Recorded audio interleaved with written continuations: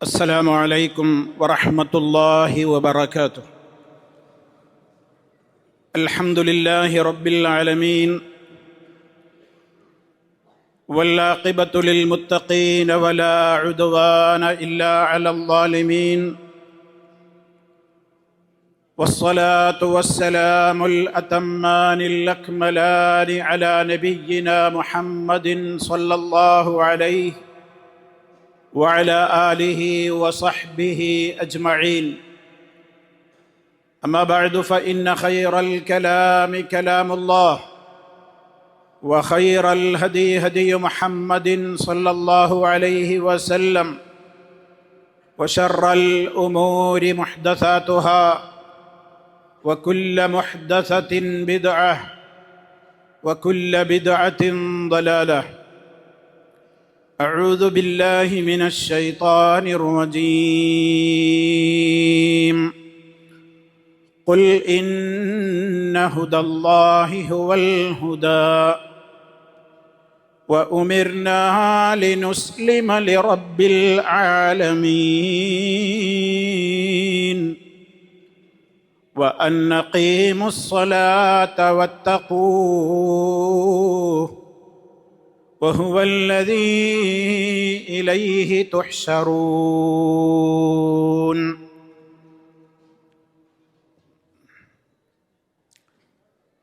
അള്ളാഹുവിൻ്റെ മഹത്തായ തൗഫീഖിനാൽ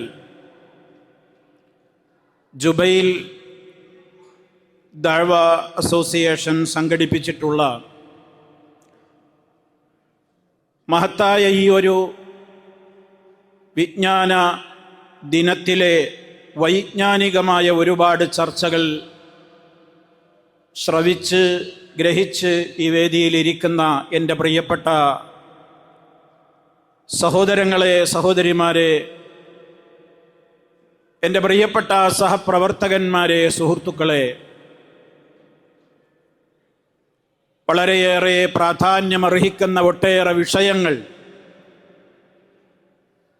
ഈ ഒരു ദിവസത്തിൽ നമ്മൾ ഇവിടെ വെച്ച് ഗ്രഹിക്കുകയുണ്ടായി. മരണത്തെ സംബന്ധിച്ച്, മരണാനന്തര ജീവിതത്തെ സംബന്ധിച്ച്, അതുപോലെ തന്നെ നമ്മൾ നമ്മുടേതായ കുടുംബത്തോട് പാലിക്കേണ്ടുന്ന കടമകളും കർത്തവ്യങ്ങളും ഏതെല്ലാം വിധത്തിൽ സസൂക്ഷ്മം ശ്രദ്ധിക്കണം എന്നുള്ളതിനെ സംബന്ധിച്ച്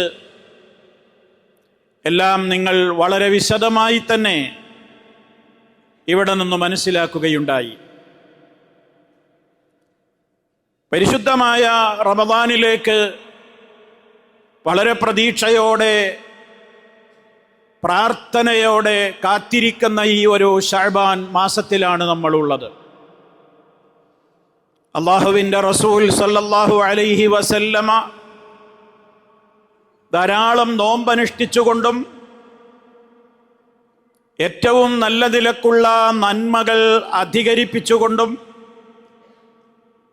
വളരെയേറെ പ്രതീക്ഷയോടെ, നല്ല മനസ്സോടെ, സന്തോഷത്തോടെ വിശുദ്ധമായ മാസത്തെ കാത്തിരിക്കുവാൻ പറഞ്ഞ ഈ ഒരു സന്ദർഭം നമ്മെ സംബന്ധിച്ചിടത്തോളം നമ്മൾ പ്രാർത്ഥിച്ചുകൊണ്ടേ ഇരിക്കുകയാണ്. അല്ലാഹുവേ, ആരോഗ്യത്തോടെ, ആഫിയത്തോടെ ഇബാദത്തുകൾ ധാരാളമായി വർദ്ധിപ്പിക്കാനുള്ള ഉന്മേഷ മനസ്ഥിതിയോടെ പരിശുദ്ധമായ മാസത്തിലേക്ക് എത്തിക്കണേ എന്ന് കരളുരുകി മനമുരുകി നമ്മൾ തേടിക്കൊണ്ടിരിക്കുന്ന സമയമാണിത്. ഓരോ ദിനവും ഓരോരുത്തരായി നമ്മിൽ നിന്ന് വിട പറഞ്ഞുകൊണ്ടിരിക്കുകയാണ്. കഴിഞ്ഞ ഈ ഫാമിലി കോൺഫറൻസിലും ഇതേപോലെയുള്ള സമ്മേളനങ്ങളിലുമൊക്കെ ഭാഗഭാക്കായിട്ടുള്ള ഒരുപാട് ആളുകൾ ഇന്ന് ഖബറുകളിലാണ്. അള്ളാഹു അവരുടെയെല്ലാം ഖബറുകൾ സ്വർഗത്തോപ്പാക്കി കൊടുക്കുമാറാകട്ടെ. ഞാൻ മനസ്സിലാക്കിയിടത്തോളം ജുബൈലിൻ്റെ 24ാമത്തെ ഒരു വാർഷിക മഹാസമ്മേളനമാണ് ഇവിടെ നടക്കുന്നത് എന്നാണ് എൻ്റെ അറിവ്. വിവിധ വർഷങ്ങളിൽ ഇതുപോലെ ആളുകളെ ആയിരങ്ങളെ വിളിച്ചുകൂട്ടി അള്ളാഹുവിൻ്റെ ദീനിനെ സംബന്ധിച്ച് അവരെ ബോധവാന്മാരാക്കുന്ന മുബാറക്കായ അനുഗ്രഹീതമായ ഇതുപോലെയുള്ള സദസ്സുകൾ ഒഴിവ് കിട്ടുന്ന വേളകളിൽ ക്ഷണിക്കുമ്പോൾ ആ ക്ഷണം നിറഞ്ഞ മനസ്സോടെ സ്വീകരിച്ചുകൊണ്ട് ഓടിയെത്തുന്ന പ്രവാസികളായ സഹോദരങ്ങൾ, ആ വിളിയാളം സ്വർഗത്തിലേക്കുള്ള വിളിയാണ്, സമാധാനത്തിൻ്റെ കേന്ദ്രത്തിലേക്കുള്ള വിളിയാണ്. മാനസികമായും എല്ലാ അർത്ഥത്തിലും സമാധാനം നേടിത്തരുന്ന വാക്കുകൾ ശ്രവിക്കുവാനുള്ള വിളിയാളമാണ് വന്നിട്ടുള്ളത് എന്ന് മനസ്സിലാക്കി ഇത്തരത്തിലുള്ള വേദികളെ സമ്പുഷ്ടമാക്കുന്ന നിങ്ങളെപ്പോലെയുള്ള പ്രവാസികൾ, നമ്മെപ്പോലെയുള്ള പ്രവാസികൾ, റഹ്മാനായ റബ്ബിൻ്റെ എല്ലാ അർത്ഥത്തിലുമുള്ള ബറക്കാത്തുകൾ നമ്മുടെ ജോലികളിലും നമ്മുടെ കുടുംബ ജീവിതത്തിലും നമ്മുടെ കച്ചവടങ്ങളിലും നാം ഏർപ്പെടുന്ന ഏത് മേഖലകളിലും അള്ളാഹു നമുക്ക് ധാരാളമായി ചൊരിഞ്ഞു തന്നുകൊണ്ട് അവൻ ഇഷ്ടപ്പെടുന്നവരിൽ ചേർത്ത് മഹാന്മാരുടെ കൂടെ സ്വർഗവേദി പങ്കിടാൻ നമുക്കൊക്കെ റബ്ബ് തൗഫീഖ് പ്രദാനം ചെയ്യുമാറാകട്ടെ. സഹോദരങ്ങളെ, ഇവിടെ പ്രവാസികളായ നമ്മൾ ഇവിടെ എത്തിയത് എന്തിനു വേണ്ടിയാണ്? ജോലി നേടണം, കുടുംബത്തെ പോറ്റണം, വീടില്ല ഒരു വീട് വെക്കണം. പല പ്രശ്നങ്ങളുണ്ട്. പ്രശ്നങ്ങൾക്ക് നാട്ടിൽ നിന്നാൽ പലപ്പോഴും പരിഹാരമില്ല.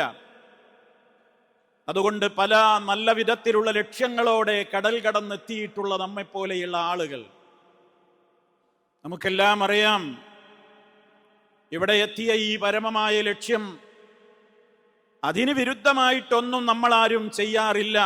ചെയ്താൽ ഇവിടെ വന്നതിൻ്റെ ലക്ഷ്യം നേടുകയില്ല. ബുദ്ധിയുള്ളവരാരും ആ ലക്ഷ്യം മറന്ന് മറ്റു പ്രവർത്തനങ്ങളിലേക്കും തോന്നിവാസങ്ങളിലേക്കും നീങ്ങാറുമില്ല. ഇത് നമ്മുടെ ഈ പ്രവാസലോകത്തിൻ്റെ കഥയാണെങ്കിൽ നമ്മളെല്ലാവരും വാസ്തവത്തിൽ ഈ ഭൂമിയിൽ ഒരു പ്രവാസികളാണ് എന്ന് നേരത്തെ നമ്മളിവിടെ സംസാരത്തിൽ നിന്ന് മനസ്സിലാക്കി. എന്താണ് നമ്മൾ ഇവിടെ, അള്ളാഹു നമ്മെ ഈ ഭൂമിയിലേക്ക് കൊണ്ടുവന്നതിൻ്റെ ഉദ്ദേശം എന്താണ്? നമുക്കിവിടെ ജോലി നേടലും അതുപോലെ തന്നെ ജീവിതത്തിൻ്റെ സൗകര്യങ്ങളൊക്കെ ധാരാളമായി നേടിയെടുക്കലും നല്ല ഒരു കുടുംബത്തെ കിട്ടലും സുഖകരമായ സന്തോഷപൂർണമായ ഒരു ജീവിതം ഇവിടെ ജീവിക്കുവാൻ വേണ്ട ഭൗതികമായ സജ്ജീകരണങ്ങളൊക്കെ ഒരുങ്ങിക്കിട്ടലും, അതോടുകൂടെ നമ്മുടെ ലക്ഷ്യം പൂർണ്ണമായോ ഈ ഭൂമിയിൽ? ഒരിക്കലുമില്ല. എന്തിനാ അള്ളാഹു നമ്മെ ഇങ്ങോട്ട് അയച്ചത്? നമ്മെ ഇങ്ങോട്ട് അയച്ചത് ജുബൈലിലേക്ക്, സഊദിയിലേക്ക് എന്തിനയച്ചു എന്നല്ല ചോദിക്കുന്നത്. ഈ ഭൂമിയിലേക്ക് നമ്മെ എന്തിനയച്ചു? എന്താണ് നമ്മുടെ ലക്ഷ്യം? എങ്ങോട്ടാ മടങ്ങിപ്പോകാനുള്ളത്? ആ ലക്ഷ്യമാണ് ഏറ്റവും പ്രധാനം. അല്ലാഹു തആല വളരെ വ്യക്തമായി തന്നെ നമ്മൾ ധാരാളമായി കേൾക്കുന്ന വചനമാണ്. സൂറത്തുൽ ദാരിയാത്തിന്റെ അവസാന ഭാഗത്ത് വമാ ഖലഖതുൽ ജിന്ന വൽ ഇൻസ ഇല്ലാ ലിയഅ്ബുദൂൻ,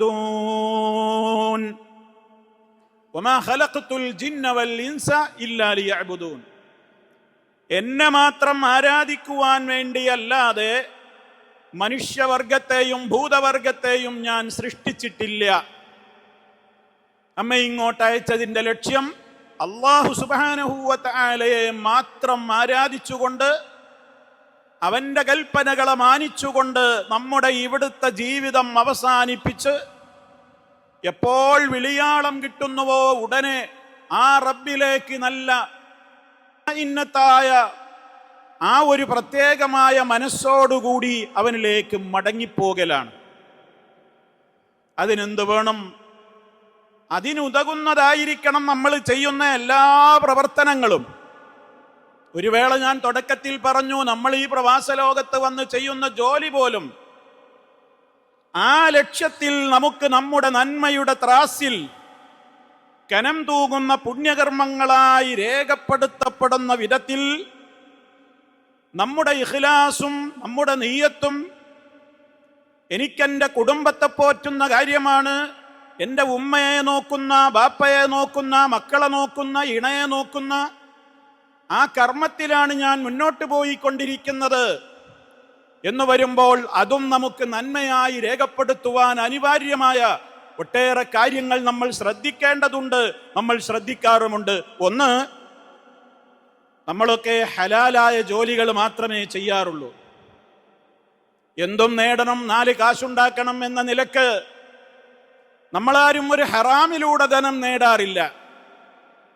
ഏത് മേഖലയിലാണോ നമ്മൾ ജോലി ചെയ്യുന്നത്, ആ ജോലി ചെയ്യുന്ന മേഖലയിൽ എനിക്ക് അല്ലാഹു പൊരുത്തപ്പെട്ട റിയാലുകളും അതേപോലെ തന്നെയുള്ള വരുമാന മാർഗങ്ങളും മതി എന്ന് അടിയുറച്ച് വിശ്വസിക്കുന്നവരാണ് നമ്മൾ.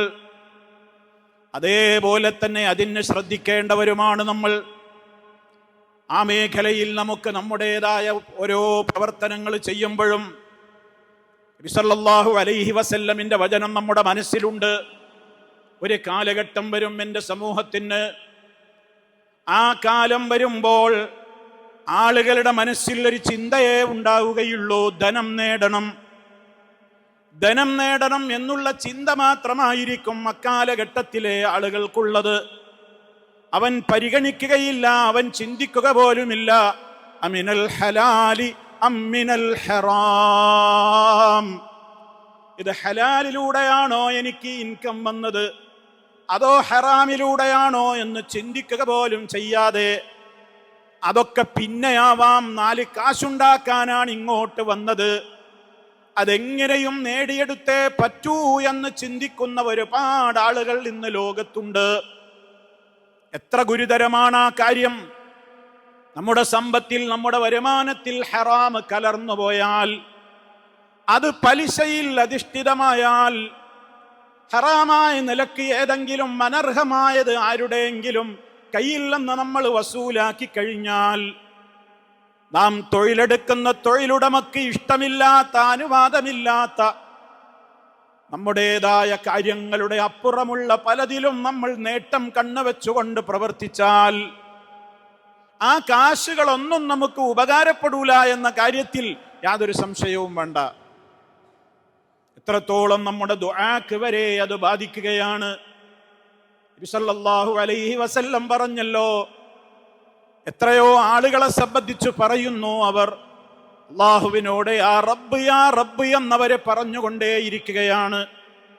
റബ്ബേ, പ്രയാസത്തിലാണ്, ബുദ്ധിമുട്ടിലാണ്, കഷ്ടപ്പാടിലാണ്, ഒരുപാട് കാലമായി അവർ ദുആ ചെയ്യുന്നു, പക്ഷേ ഉത്തരം കിട്ടുന്നില്ല. എന്തേ ഉത്തരം കിട്ടാതിരിക്കാൻ കാരണം?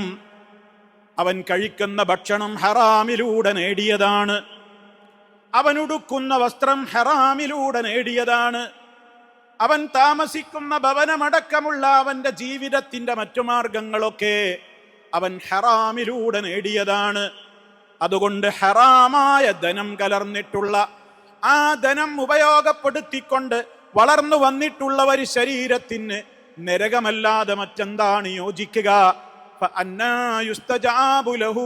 അവൻ എങ്ങനെ ഉത്തരം കിട്ടാനാണ്? എത്ര കൈ ഉയർത്തി റബ്ബിനോട് അവൻ എത്ര വിനയത്തോടെ ദുആ ചെയ്തിട്ടെന്ത് ഫലമാണ്?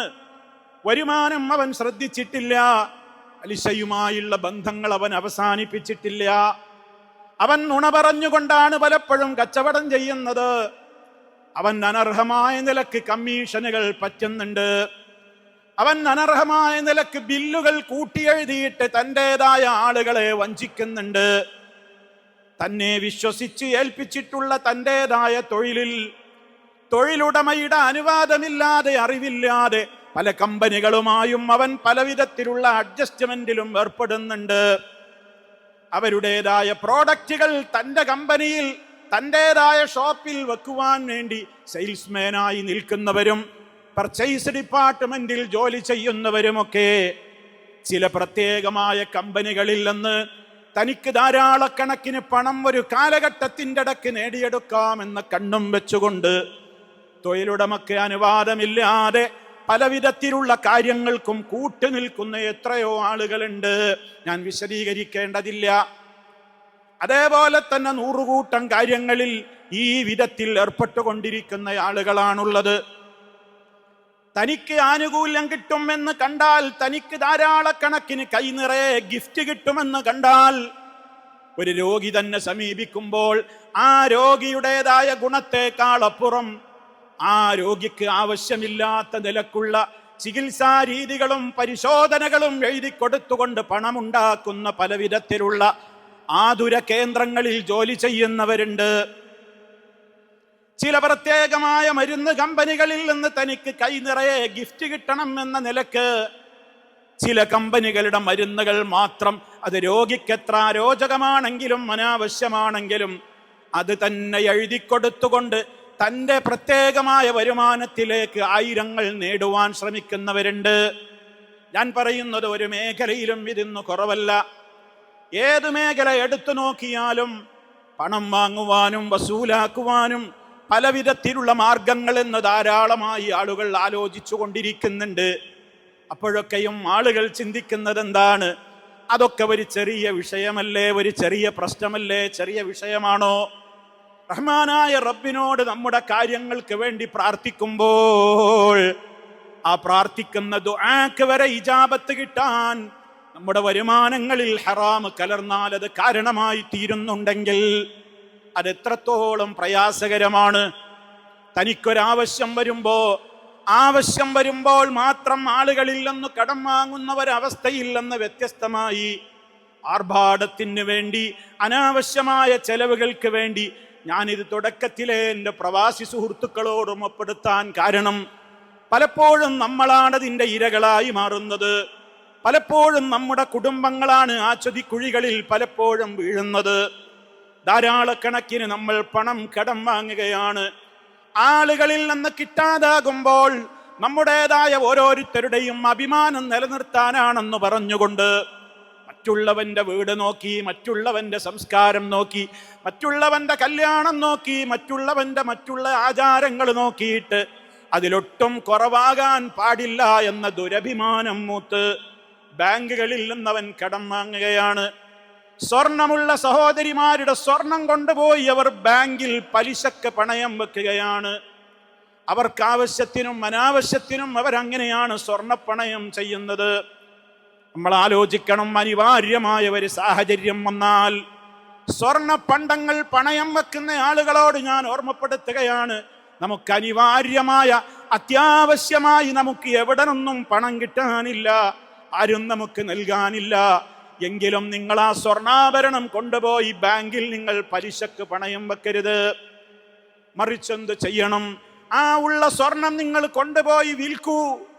അത് വിറ്റിട്ട് നിങ്ങളുടെ അത്യാവശ്യ കാര്യം നിങ്ങൾ നടത്തൂ. റഹ്മാനായ റബ്ബിന് വേണ്ടിയല്ലേ നിങ്ങൾ പണയം വെക്കാത്തത്? പണയം വെച്ചാൽ നിങ്ങൾക്ക് കാശ് കിട്ടുമെന്ന് നിങ്ങൾക്കറിയാം. പക്ഷേ നിങ്ങളത് വിൽക്കാൻ തീരുമാനിക്കുന്നു. എന്തേ കാരണം?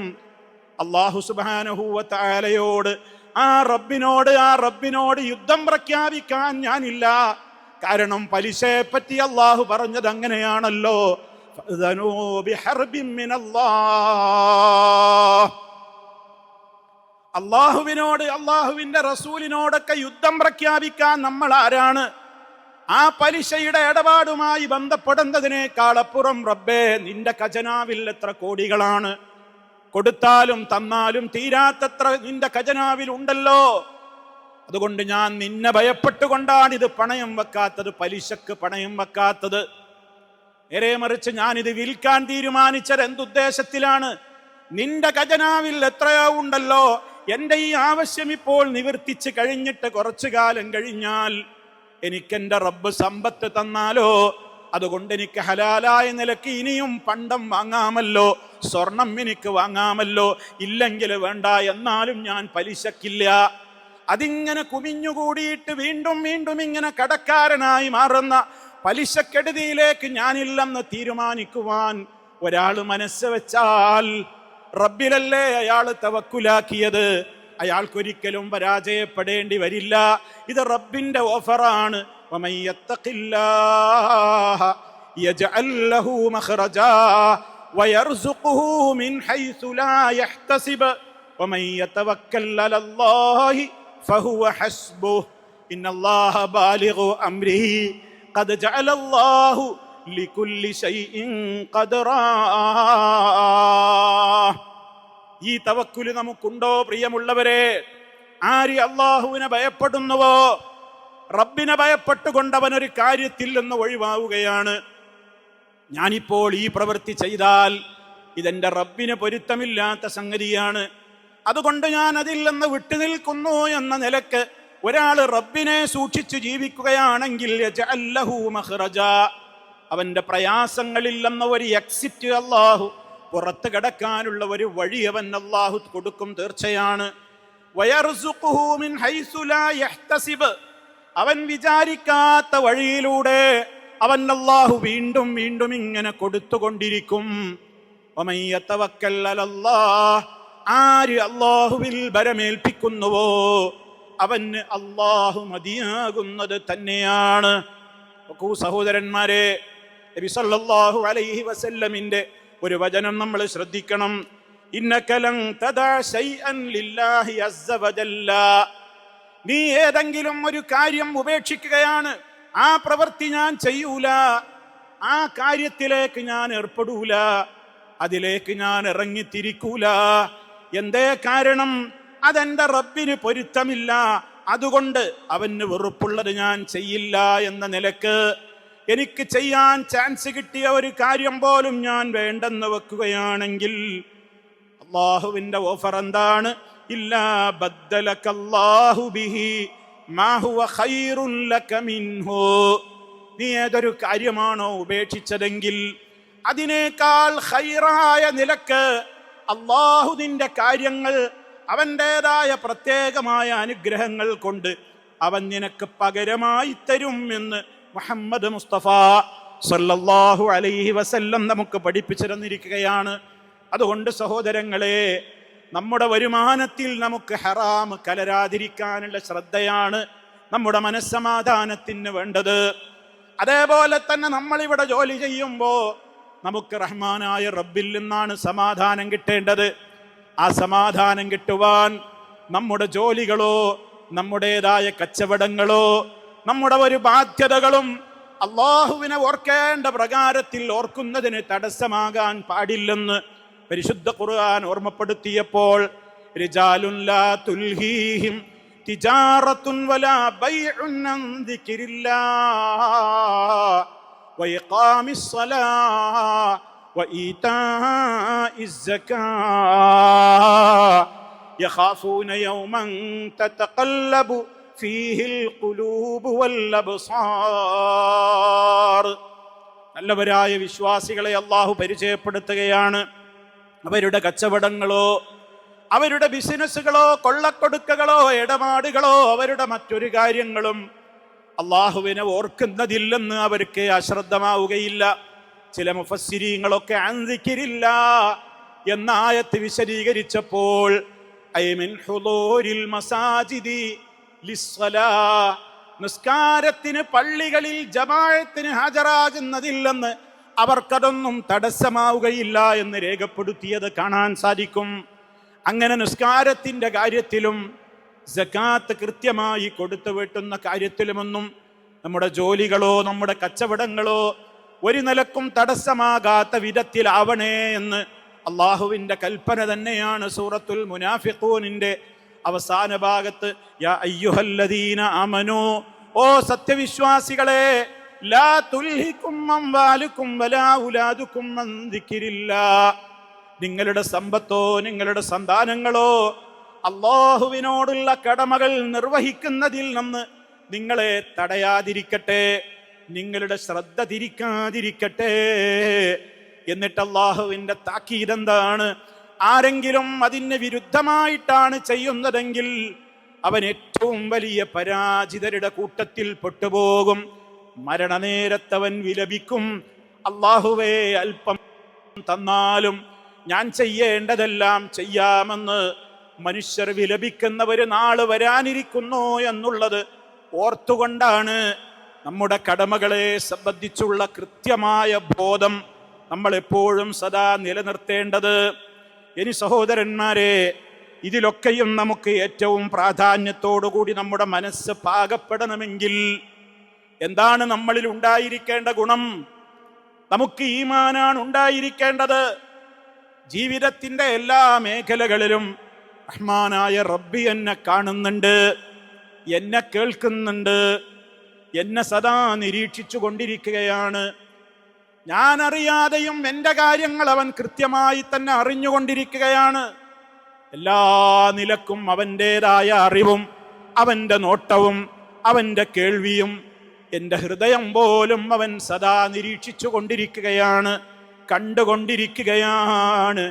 നമ്മുടെ മനസ്സിൽ നമ്മൾ വിചാരിക്കുന്നതിനേക്കാൾ മുമ്പേ അതിൻ്റെ റബ്ബറിഞ്ഞു കഴിഞ്ഞിട്ടുണ്ട്.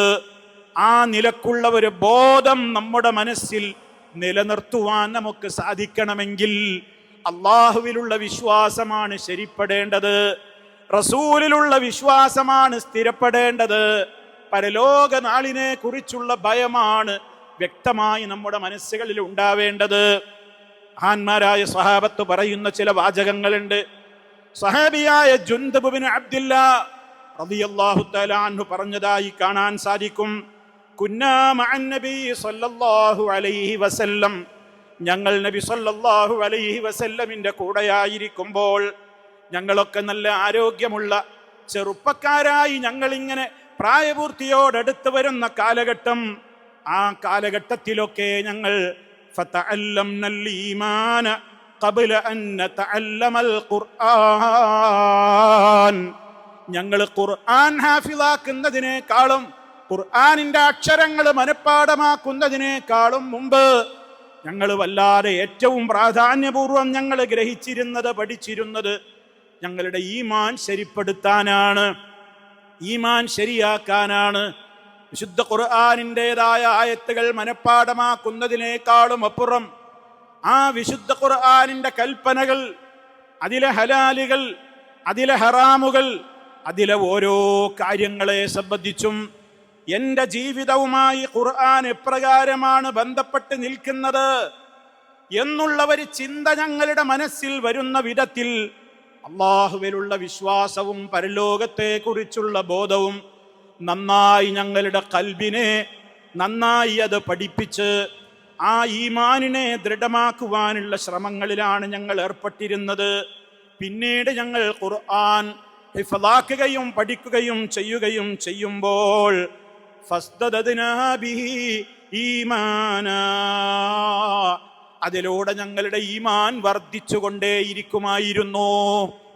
ഇവിടെയാണെന്ന് നമ്മൾക്ക് അബദ്ധം സംഭവിക്കുന്നത്.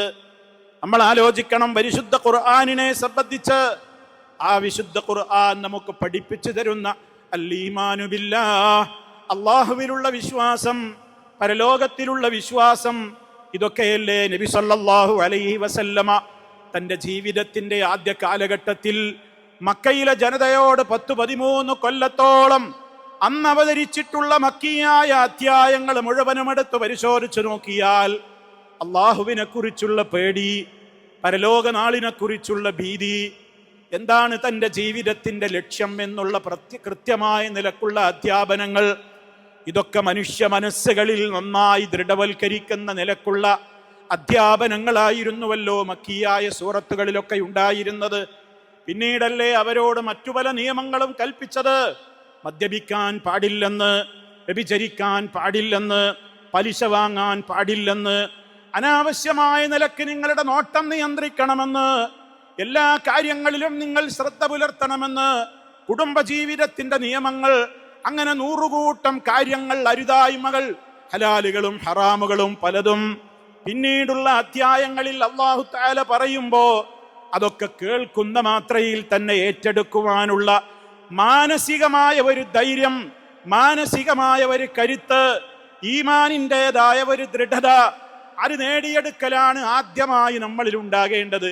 അത് നേടിയെടുത്തു കഴിഞ്ഞാൽ എവിടെ നമ്മൾ പ്രവർത്തിക്കുകയാണെങ്കിലും, നമ്മുടെ തൊഴിൽശാലയിൽ, നമ്മുടെ ഫാക്ടറിയിൽ, നമ്മൾ ജോലി ചെയ്യുന്നിടത്താണെങ്കിലും, എവിടെയാണെങ്കിലും ഇത്തഖില്ലാഹ ഹൈസുമാ കുന്ത, നീ എവിടെയാണെങ്കിലും നീ അള്ളാഹുവിനെ സൂക്ഷിക്കണം.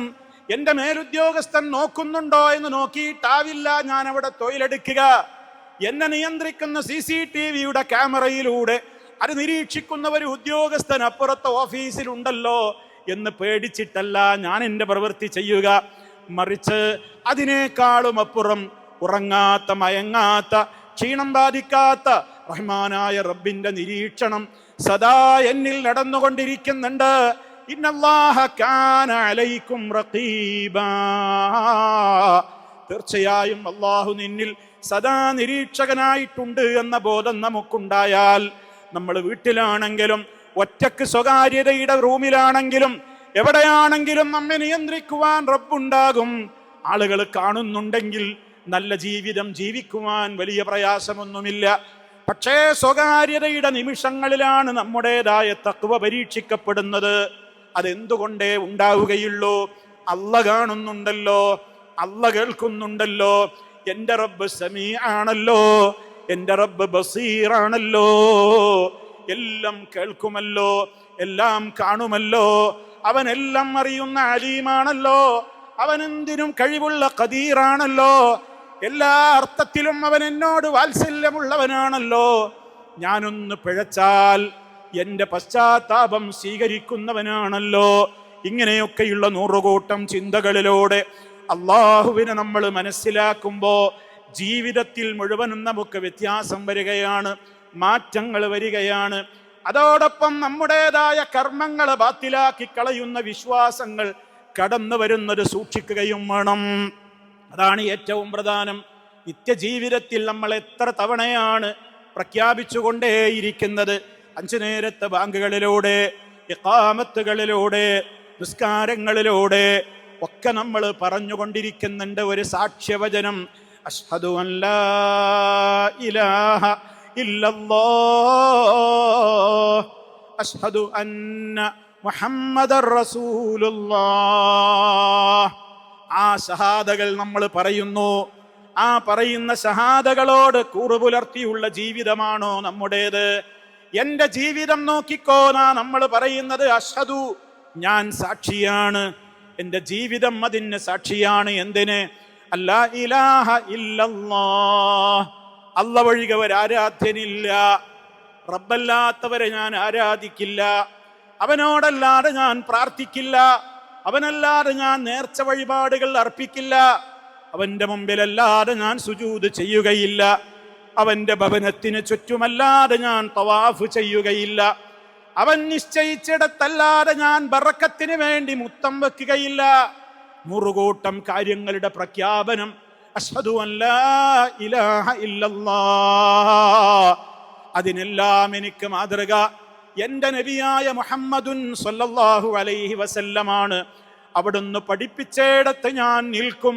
എൻ്റെ വിശ്വാസത്തിലും എൻ്റെ കർമ്മത്തിലും എൻ്റെ സ്വഭാവത്തിലും എൻ്റെ സംസ്കാരത്തിലും എൻ്റെ സാമ്പത്തിക ജീവിതത്തിലും എൻ്റെ ലൈംഗിക വിശുദ്ധിയിലും എൻ്റെ ജീവിതത്തിൻ്റെ ഏതെല്ലാം മേഖലകളുണ്ടോ അതിലൊക്കെയും ഞാൻ ഈ ഷഹാദ വിട്ട് കളിക്കുകയില്ല.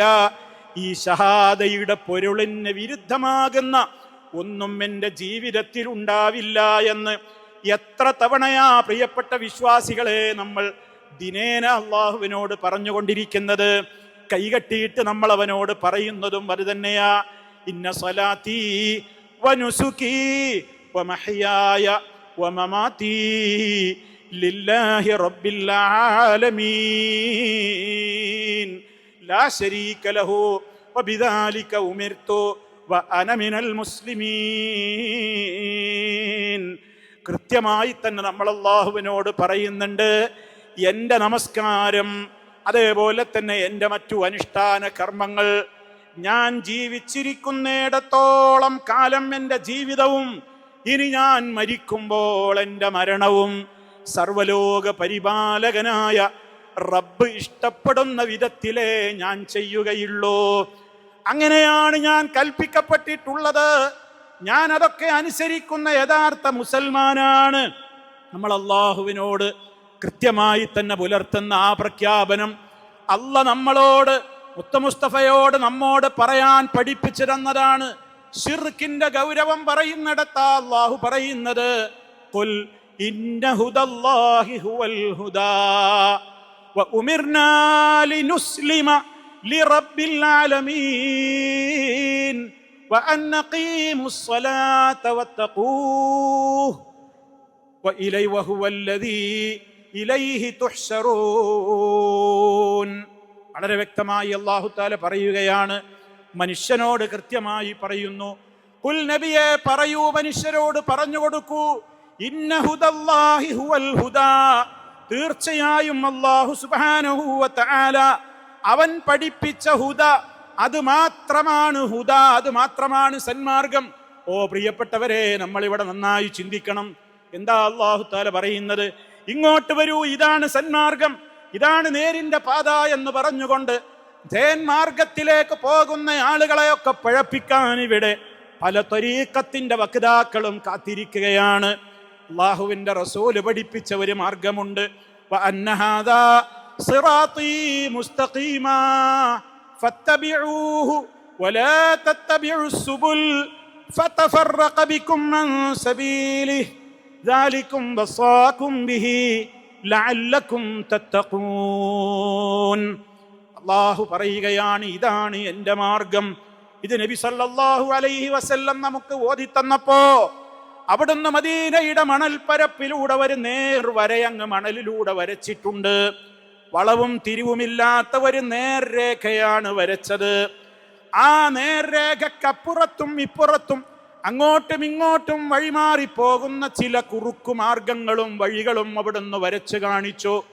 എന്നിട്ട് നബി സല്ലല്ലാഹു അലൈഹി വസല്ലമ സഹാബത്തിനോട് പറയുകയാണ്, ഓ സഹാബിമാരെ, ഇക്കാണുന്ന നേർവഴിയില്ലേ, ഇതാണ് എൻ്റെ മാർഗം, അതിനെ മാത്രമേ നിങ്ങൾ പിൻപറ്റാവൂ. ആ മാർഗത്തിലേക്ക് നിങ്ങൾ പ്രവേശിക്കുമ്പോൾ അതിൽ നിന്ന് നിങ്ങളെ മാടി വിളിച്ച് തിന്മയുടെ വഴികളിലേക്ക് കൊണ്ടുപോകാൻ അപ്പുറത്തും ഇപ്പുറത്തും ഈ ഞാൻ വരച്ചിട്ടുള്ള വരകളില്ലേ, ആ വരകളുടെയൊക്കെ മുഖത്ത് ഒരു ചെകുത്താനിരിപ്പുണ്ട്. ഇങ്ങോട്ട് വരൂ, ഇതാണ് നേരിന്റെ മാർഗം, ഇതാണ് നേരായ വഴി, ഇതാണ് സന്മാർഗത്തിന്റെ വഴി എന്ന് പലരും നിങ്ങൾ വിളിക്കുമ്പോ നിങ്ങൾ അതിലേക്ക് ചെവി കൊടുക്കാതെ അള്ള പഠിപ്പിച്ച മാർഗത്തിൽ തന്നെ ഉറച്ചു നിന്നോളണേ. ഇത് വിശുദ്ധ ഖുർആൻ സൂറത്തുൽ അൻആമിൽ ഞാൻ ഈ പറയുന്ന വചനമോദിയപ്പോ നിങ്ങൾ ചിന്തിക്കണം. അതിന്റെ തൊട്ട് മുമ്പുള്ള ആയത്തിലൊക്കെ അല്ലാഹുവല്ലാത്തവരെ വിളിച്ചു പ്രാർത്ഥിക്കുന്നതിന്റെ ഗൗരവം പറഞ്ഞിട്ടാ അള്ള പറയുന്നത്. റബ്ബല്ലാത്തവരെ വിളിച്ചു പ്രാർത്ഥിക്കുകയില്ല ഞാനെന്ന് പ്രഖ്യാപിച്ചിട്ടും പിന്നെയും നിങ്ങൾ പല തെളിവതിനുണ്ട്. അല്ലാഹുവല്ലാത്തവരാണ് നമ്മെ സഹായിക്കാൻ ഉണ്ടാവുക. ഖബറിലും മഹ്ശറിലും പരലോകത്തുമൊക്കെ നമ്മെ സഹായിക്കാൻ ശൈഖുമാരാണ് ഉണ്ടാവുക, നമ്മുടെ നേതാക്കളാണ് ഉണ്ടാവുക. അതുകൊണ്ട് നിങ്ങൾ അവരെ വിളിച്ചു പ്രാർത്ഥിച്ചോളൂ എന്ന് സ്ഥാപിക്കാൻ വേണ്ടി ആയത്തുകളും ഹദീസുകളും ദുർവ്യാഖ്യാനം ചെയ്തുകൊണ്ട് പലരും വിളിക്കുമ്പോ ഞാൻ അങ്ങനെ ആ മാർഗത്തിലേക്ക് തെറ്റിപ്പോവുകയാണോ ചെയ്യേണ്ടത്? അവിടെയാണ് നബി തങ്ങളോട് പ്രഖ്യാപിക്കാൻ പറയുന്നത്. ഖുൽ, നബിയെ പറഞ്ഞു കൊടുക്കൂ, ഇന്ന ഹുദല്ലാഹി ഹുവൽ ഹുദാ, അല്ലാഹു പഠിപ്പിച്ച നേർമാർഗമേതാണോ അത് മാത്രമാണ് നേർമാർഗം. വ ഉമിർനാ, നാം കൽപ്പിക്കപ്പെടുകയും ചെയ്തിരിക്കുന്നു, ലിനുസ്ലിമ ലിറബ്ബിൽ ആലമീൻ, ആ റബ്ബുൽ ആലമീനിന് സമ്പൂർണമായ മുസ്ലിമായി ജീവിക്കുവാൻ നാം കൽപ്പിക്കപ്പെട്ടിരിക്കുകയാണ്. വ അന്നഖീമുസ് സ്വലാഹ്, നിസ്കാരം കൃത്യമായി നിലനിർത്തുവാനും, വത്തഖൂഹു, നിങ്ങൾ അവനെ മാത്രം ഭയപ്പെട്ടുകൊണ്ട്, തഖ്വ ഏതൊക്കെ മേഖലയിൽ ആവശ്യമാണോ എ മുതൽ സെഡ് വരെ ജീവിതത്തിന്റെ എല്ലാ കാര്യങ്ങളിലും അത് പാലിച്ചുകൊണ്ട് നിങ്ങൾ ജീവിക്കണം. ഹുവല്ലദീ ഇലൈഹി തുഹ്ശറൂൻ, ഏതാണ് അല്ലാഹു, അവങ്കലേക്കാണ് നിങ്ങളെല്ലാവരും ഒരുമിച്ച് കൂട്ടപ്പെടുന്നത്. ആ ബോധം നിങ്ങൾക്കുണ്ടെങ്കിൽ അള്ള പഠിപ്പിച്ച ഹുദയിൽ തന്നെ ഒതുങ്ങി നിന്നോളണം. നിന്റെ അവസ്ഥ എന്താണ്? റബ്ബല്ലാത്തവരെ വിളിച്ചു പ്രാർത്ഥിക്കുന്ന അവസ്ഥയാണ് നമ്മുടെ ലോകത്ത്. അല്ലാഹു അല്ലാത്തവരെ വിളിച്ചു പ്രാർത്ഥിക്കുന്ന ആളുകളാണ് മഹാഭൂരിപക്ഷം. അതിനുവേണ്ടി ആയത്തോതുകയാണ്, അതിനുവേണ്ടി ഹദീസുകൾ ഓതുകയാണ്. റഹ്മാനായ റബ്ബാണ് ലോകം നിയന്ത്രിക്കുന്നതെന്ന്, മുഴു ലോകത്തിന്റെയും നിയന്ത്രണം മുദബ്ബിറുൽ ആലം അല്ലാഹു മാത്രമാണെന്ന് അറേബ്യയിലെ മുശ്രിക്ക് പോലും പ്രഖ്യാപിച്ചപ്പോൾ നമ്മുടെ നാട്ടിലുള്ള ചില ആളുകളോട് ആരാണടോ ലോകം നിയന്ത്രിക്കുന്നതെന്ന് ചോദിച്ചാൽ കുത്തുബുകളാണ്, ഔലിയാക്കളാണ്, മടവൂരാണ്, മമ്പറത്തെ തങ്ങളാണ്, അജ്മീർ ഖാജയാണ്, ജീലാനിയാണ്, റിഫായി ശൈഖാണ്, അഹമ്മദുൽ ബദവിയാണ്, ഇങ്ങനെ 100 കൂട്ടം മറുപടികളാണ് അവർക്ക് പറയാനുള്ളതെങ്കിൽ ഉറച്ചു നിന്നോളണം നമ്മൾ. ഖുൽ ഇന്ന ഹുദല്ലാഹി ഹുവൽ ഹുദാ, അല്ലാഹു പഠിപ്പിച്ച സന്മാർഗം അത് മാത്രമാണ് സന്മാർഗം. അല്ലാത്ത മാർഗത്തിലേക്ക് വിളിക്കാൻ ഖാദിരിയ തരീഖത്തുകാരുണ്ട്, നഖ്ശബന്ദികളുണ്ട്, സുഹ്റവർദികളുണ്ട്, അതുപോലെ തന്നെ റിഫായി തരീഖത്തുകാരുണ്ട്, ബദവി തരീഖത്തുകാരുണ്ട്, നൂറുകൂട്ടം തരീഖത്തുകാരുണ്ട്. അവരൊക്കെയും അള്ളാഹു പഠിപ്പിച്ച ഹുദയിൽ നിന്ന് തെറ്റിയവരാണ്. കാരണം നമുക്ക് അള്ളാഹു പഠിപ്പിച്ചു തന്നത്, നമ്മുടെ അഖീദ നമുക്ക് അള്ളാഹു പഠിപ്പിച്ചു തന്നത്, മുസ്ലിമീങ്ങൾ വിശ്വസിക്കുന്നത് പരമപ്രധാനമായ രണ്ട് സ്രോതസ്സുകളാണ്.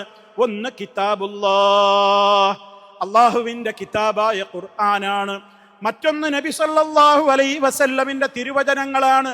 അത് ആദ്യം മനസ്സിലാക്കിയ സ്വഹാബത്തിലെ ആദ്യ കാലഘട്ടത്തിലെ ഉന്നതമായ നൂറ്റാണ്ടിലെ ആ സ്വഹാബത്ത് നബി സല്ലല്ലാഹു അലൈഹി വസല്ലമിൽ നിന്ന് അവര് പഠിച്ച ഈമാനും, അവര് പഠിച്ച തഖ്വയും, അവര് പഠിച്ച അഖീദയും, അവര് പഠിച്ച തൗഹീദും, അവര് പഠിച്ചിട്ടുള്ള ഓരോ കാര്യങ്ങളും, അതാണ് നമ്മുടെ ജീവിതത്തിന്റെ കൃത്യമായ ദിശ നിർണയിക്കേണ്ടത്.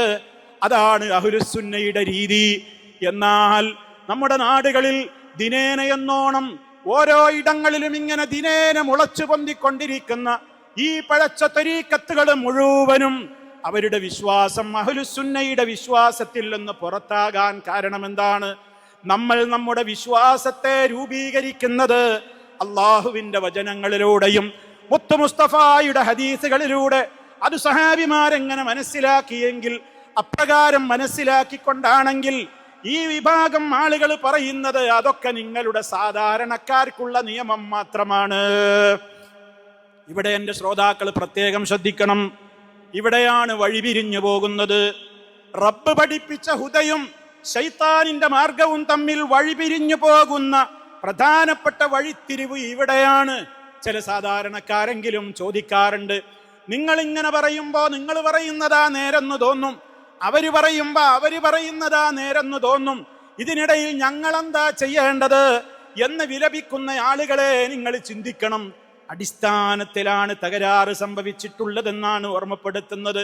നമ്മുടെ അഖീദ നമ്മൾ രൂപീകരിച്ചത് അള്ളാഹുവിന്റെ ഖുർആനിലൂടെ, നബി സല്ലല്ലാഹു അലൈഹി വസല്ലമിന് അള്ളാഹു കൊടുത്ത വഹയാകുന്ന ഖുർആനിന് പുറമേയുള്ള ഹദീസുകളിലൂടെയുമാണെങ്കിൽ ഈ പഴച്ച സർവ്വ ത്വരീഖത്തുകാരും പറയുന്നത് ഞങ്ങൾക്ക് ഞങ്ങളുടേതായ വിശ്വാസങ്ങളും ഞങ്ങളുടേതായ ആചാരങ്ങളും ഞങ്ങളുടേതായ കർമ്മങ്ങളും ഞങ്ങളുടേതായ പ്രത്യേകമായ ആചാര രീതികളുമൊക്കെ നിങ്ങളെപ്പോലെയല്ല ഞങ്ങൾ രൂപീകരിക്കുന്നത്, ഞങ്ങളുടെ ശൈഖന്മാരിൽ നിന്നാണ്.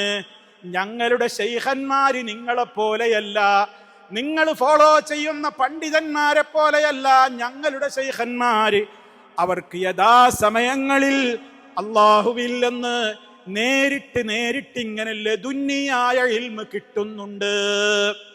ആ ഇൽമ് ഖുർആനിൽ കാണൂല, അത് ഹദീസിൽ കാണൂല. നേരെ മറിച്ച് അവർക്ക് അപ്പപ്പോ ഇങ്ങനെ കിട്ടിക്കൊണ്ടിരിക്കുകയാണ്. ഹോട്ട് ലൈനുകൾ അവർക്ക് റബ്ബിൽ നിന്ന് നിരന്തരം കിട്ടുന്നുണ്ട്. അതുകൊണ്ടാണ് നമ്മൾ നമ്മുടെ നാട്ടിലുള്ള ഈ ആളുകൾ വിശ്വസിക്കുന്ന കാര്യങ്ങൾക്ക് ഖുർആനിൽ തെളിവ് കാണൂല, ഹദീസിൽ തെളിവ് കാണൂല. മറിച്ച് അവരുദ്ധരിക്കുന്നത് അവരുടെ ഹോജമാരെഴുതി വിട്ടിട്ടുള്ള പാളക്കിതാബുകളിൽ നിന്നാണ്. മുഹയ്യിദ്ദീൻ ഇബ്നു അറബി എന്ന് പറയുന്ന അദ്വൈതവാദത്തിന്റെ ആചാര്യനായി അറിയപ്പെടുന്ന ഇബ്നു അറബിയുടെ പല വിധത്തിലുള്ള ഗ്രന്ഥങ്ങളുണ്ട്. അയാൾ പല ഗ്രന്ഥങ്ങളെ കുറിച്ചും അയാൾ അവകാശപ്പെടുന്നത് പോലും എന്താണ്? ഇതെനിക്ക് അള്ളാഹു എനിക്ക് നേരിട്ട് പഠിപ്പിച്ചു തന്നതാണെന്ന് പറഞ്ഞുകൊണ്ടാണ് പല കിതാബുകളുടെയും ആരംഭം കുറിച്ചത് തന്നെ.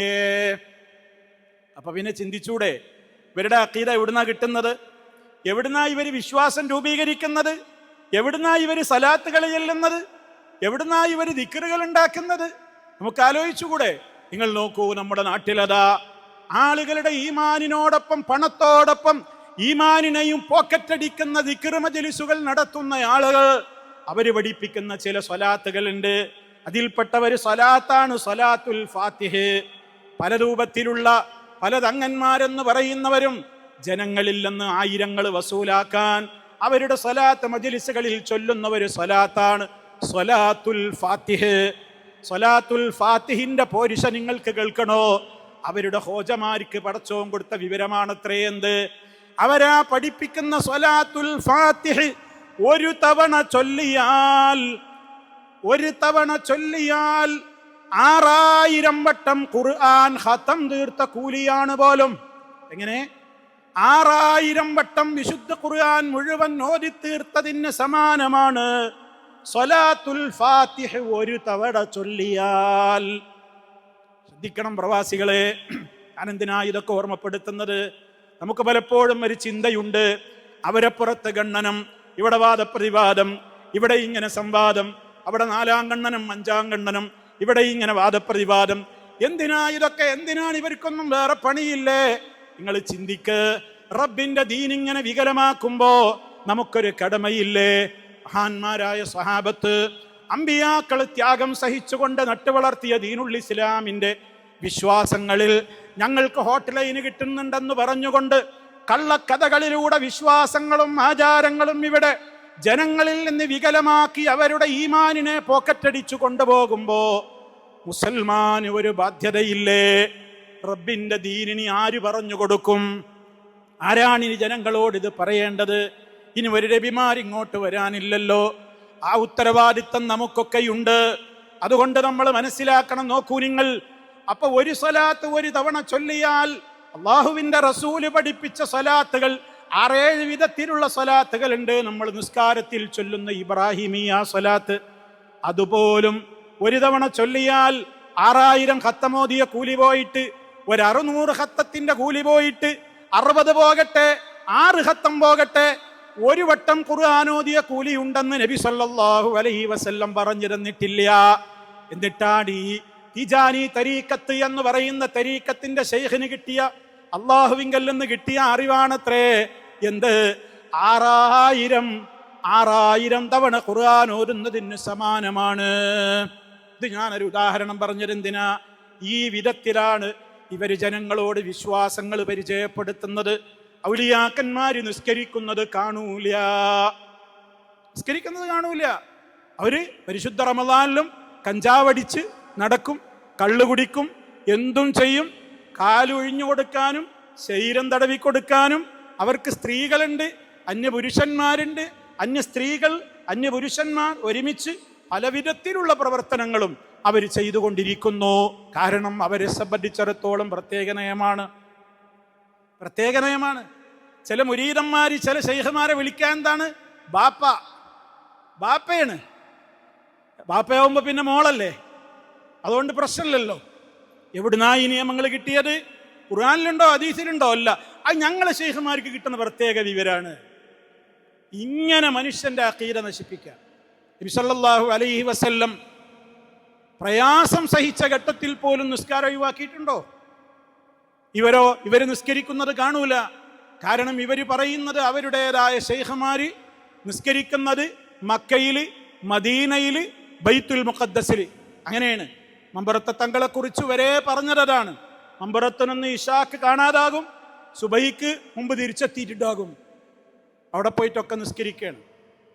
ഈ വിധത്തിൽ പ്രിയമുള്ളവരെ, എത്രത്തോളം അപകടകരമായ ഒരവസ്ഥയിലേക്കാണ് നമ്മുടെ സമൂഹം നീങ്ങുന്നത്.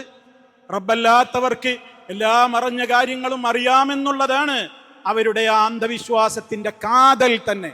അതിനനുയോജ്യമാകുന്ന നിലക്കുള്ള ഓരോ വാചകങ്ങൾ അവരുടെ ശൈഖുമാരുടെ കിതാബുകളിൽ അവർ വായിക്കുകയാണ്.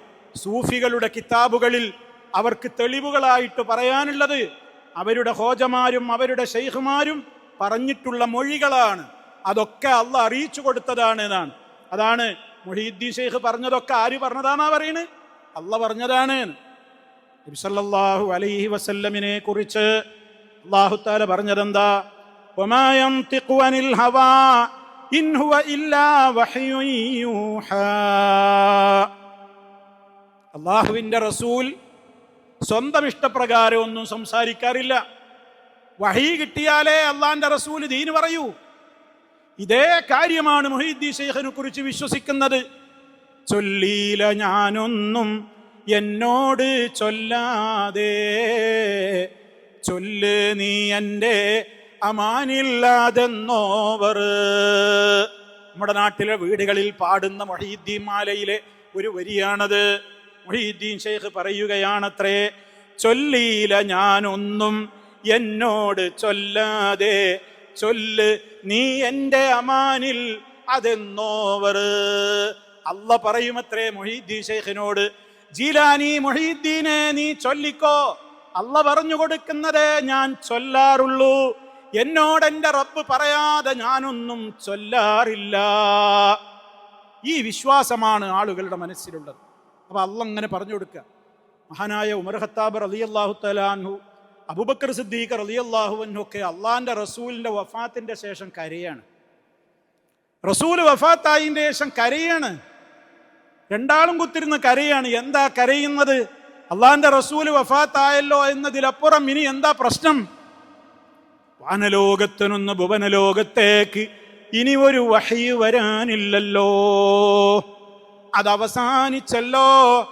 അതോർത്ത് കരയുന്ന ഉമർ ഖത്താബ് റളിയല്ലാഹു തആല അൻഹു നബി സല്ലല്ലാഹു അലൈഹി വസല്ലമിന്റെ വഫാത്ത് നടന്ന വേളയിൽ എവിടെയാണ് ഖബർ ഒരുക്കേണ്ടത് എന്ന ചർച്ച വരുമ്പോ മുസ്തഫായുടെ ഭൗതികമായ ശരീരം ഭൂമിപ്പുറത്തുണ്ട്, എവിടെ ഖബറടക്കണം എന്ന ചർച്ച വന്നപ്പോ അവരാരും ആ മയ്യത്തിന്റെ സമീപത്തേക്ക് മുസ്തഫായുടെ ആ തിരുശരീരത്തിന്റെ അടുത്തേക്ക് ചെന്നുകൊണ്ട്, ഓ നബിയേ, ഞങ്ങൾക്കിടയിൽ ഇപ്പോൾ ഒരു അഭിപ്രായ വ്യത്യാസമുണ്ട്, അങ്ങയുടെ ശറഫാക്കപ്പെട്ട ശരീരം എവിടെയാണ് അടക്കേണ്ടത് എന്ന് അബൂബക്കർ റളിയല്ലാഹു അൻഹു ചോദിച്ചില്ല, ഉമർ റളിയല്ലാഹു അൻഹു ചോദിച്ചില്ല.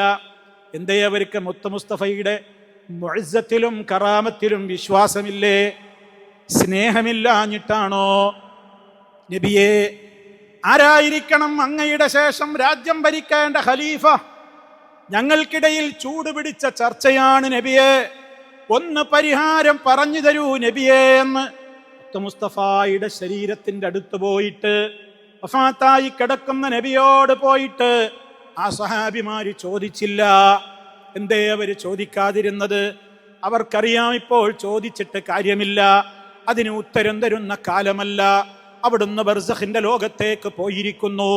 ഈ ലോകത്ത് നിന്ന് അവിടുന്ന് ഉന്നതമായ മറ്റൊരു ലോകത്തേക്ക് അവിടുത്തെ റൂഹ് പിരിഞ്ഞു പോയിരിക്കുന്നു, ബർസഖിലേക്ക് നീങ്ങിയിരിക്കുന്നു. അതുകൊണ്ട് ഇനിയിപ്പോ ചോദിച്ച് സാധാരണ ജീവിച്ചിരിക്കുന്ന സമയത്ത് പോയി ചോദിക്കുന്നത് പോലെ ചോദിച്ചാൽ കേട്ട് ഉത്തരം തരുന്ന സമയമല്ല. എന്നാലോ ഇവിടെ ശൈഖുമാര് പഠിപ്പിക്കുന്നതോ, അവര് ഖബറിങ്ങൽ പോയിട്ട് നബി സല്ലല്ലാഹു അലൈഹി വസല്ലമിന്റെ ഖബറിന്റെ സമീപത്ത് പോയിട്ട് ഇങ്ങനെ ഇപ്പുറത്ത് ആ ഹുജറയുടെ ഇപ്പുറത്ത് പോയി നിന്നിട്ട് പാട്ടങ്ങ് പാടുമ്പോഴേക്ക് മുസ്തഫ കൈ പൊക്കി കൊടുക്കുന്നു, ഖബറിൽ നിന്ന് പുറത്തേക്ക് പോലും വരുന്നു. ഫിഹാലത്തിൽ ബുഅദി റൂഹി കുന്തു ഉർസിലുഹാ തുഖബ്ബിലുൽ അർള അന്നി വഹിയ നായിബതി ഫഹാദിഹി നൗബത്തുൽ അശ്ബാഹി ഖദ് ഹദറത് ഫംദുദ് യദൈക ലികൈ തുഹ്ളാ ബിഹാ ശഫതീ.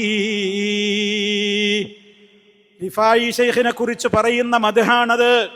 അഹ്മദുൽ കബീർ റിഫായി എന്ന ശൈഖ് നബി തങ്ങളുടെ അടുത്ത് പോയിട്ട് പാടിയത്രേ. ഒരുപാട് കാലത്തിന്റെ ശേഷം മദീനയിൽ ഹുജറക്കിപ്പുറത്ത് നിന്നുകൊണ്ട് പാട്ട് പാടിയത്രേ.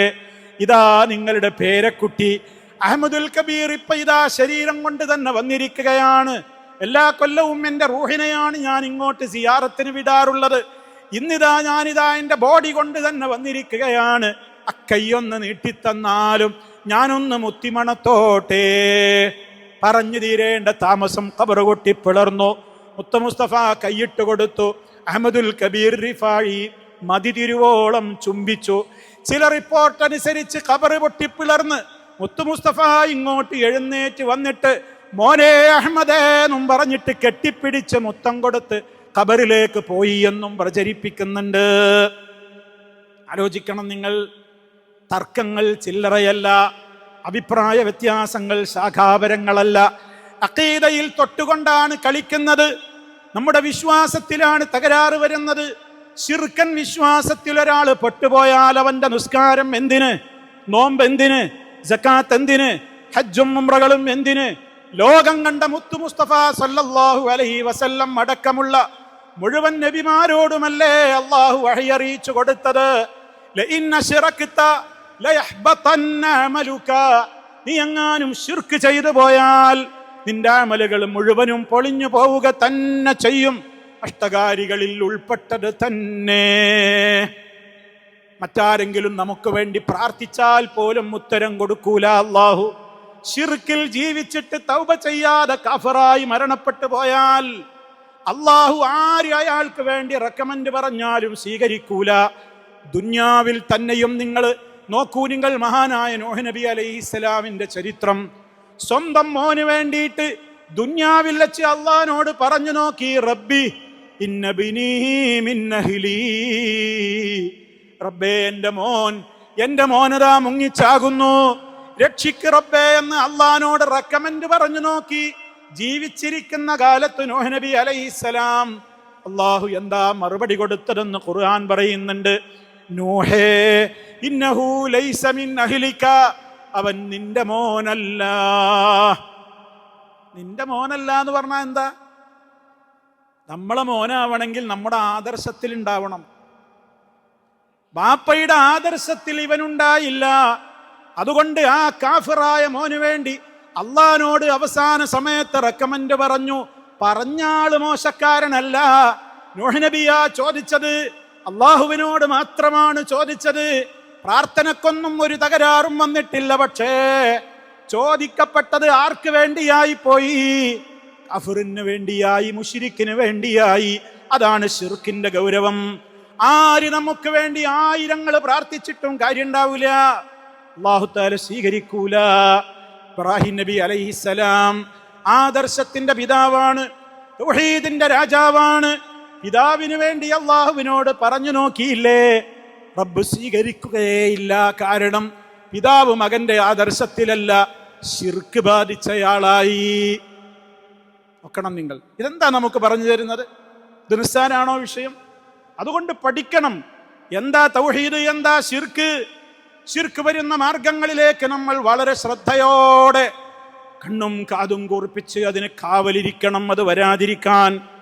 ഓരോരുത്തരും ചിന്തിക്ക്, ആരുടെയൊക്കെ അരയിൽ ഏലസുണ്ട്, കൈത്തണ്ടകളിൽ ഏലസുണ്ട്. അതുപോലെ തന്നെ അവരുടേതായ കഴുത്തുകളിൽ അവർ ഏലസ് ധരിച്ചിട്ടുണ്ട്. വിവിധ നിറത്തിലുള്ള ചരടുകൾ ആരൊക്കെ ബന്ധിച്ചിട്ടുണ്ട്. എന്തിനാ ഇതൊക്കെ? തങ്ങൾ പാപ്പ തന്നതാണ്, ബീവി തന്നതാണ്, ഉമ്മ കൊടുത്തയച്ചതാണ്. കച്ചവടത്തിൽ ബറക്കത്തുണ്ടാകാനാണ്, പേടിച്ച് ഞെട്ടി ഉണരാതിരിക്കാനാണ്, സിഹിർ ബാധിക്കാതിരിക്കാനാണ്, അയൽവാസിയുടെ മാട്ടും മാരണവും എനിക്ക് ഏൽക്കാതിരിക്കാനാണ് എന്നും പറഞ്ഞുകൊണ്ട് ആ വിധത്തിലുള്ള തകിടുകൾ അടിയുന്ന, ഐക്കല്ലുകൾ കെട്ടുന്ന, ചരടുകൾ ബന്ധിക്കുന്ന, നൂലുകൾ ബന്ധിക്കുന്ന എത്രയോ ആളുകളില്ലേ? ശിർക്കിന്റെ പ്രവർത്തനമല്ലേ? ആരെയാ പേടിക്കുന്നത്? 2 ദിവസം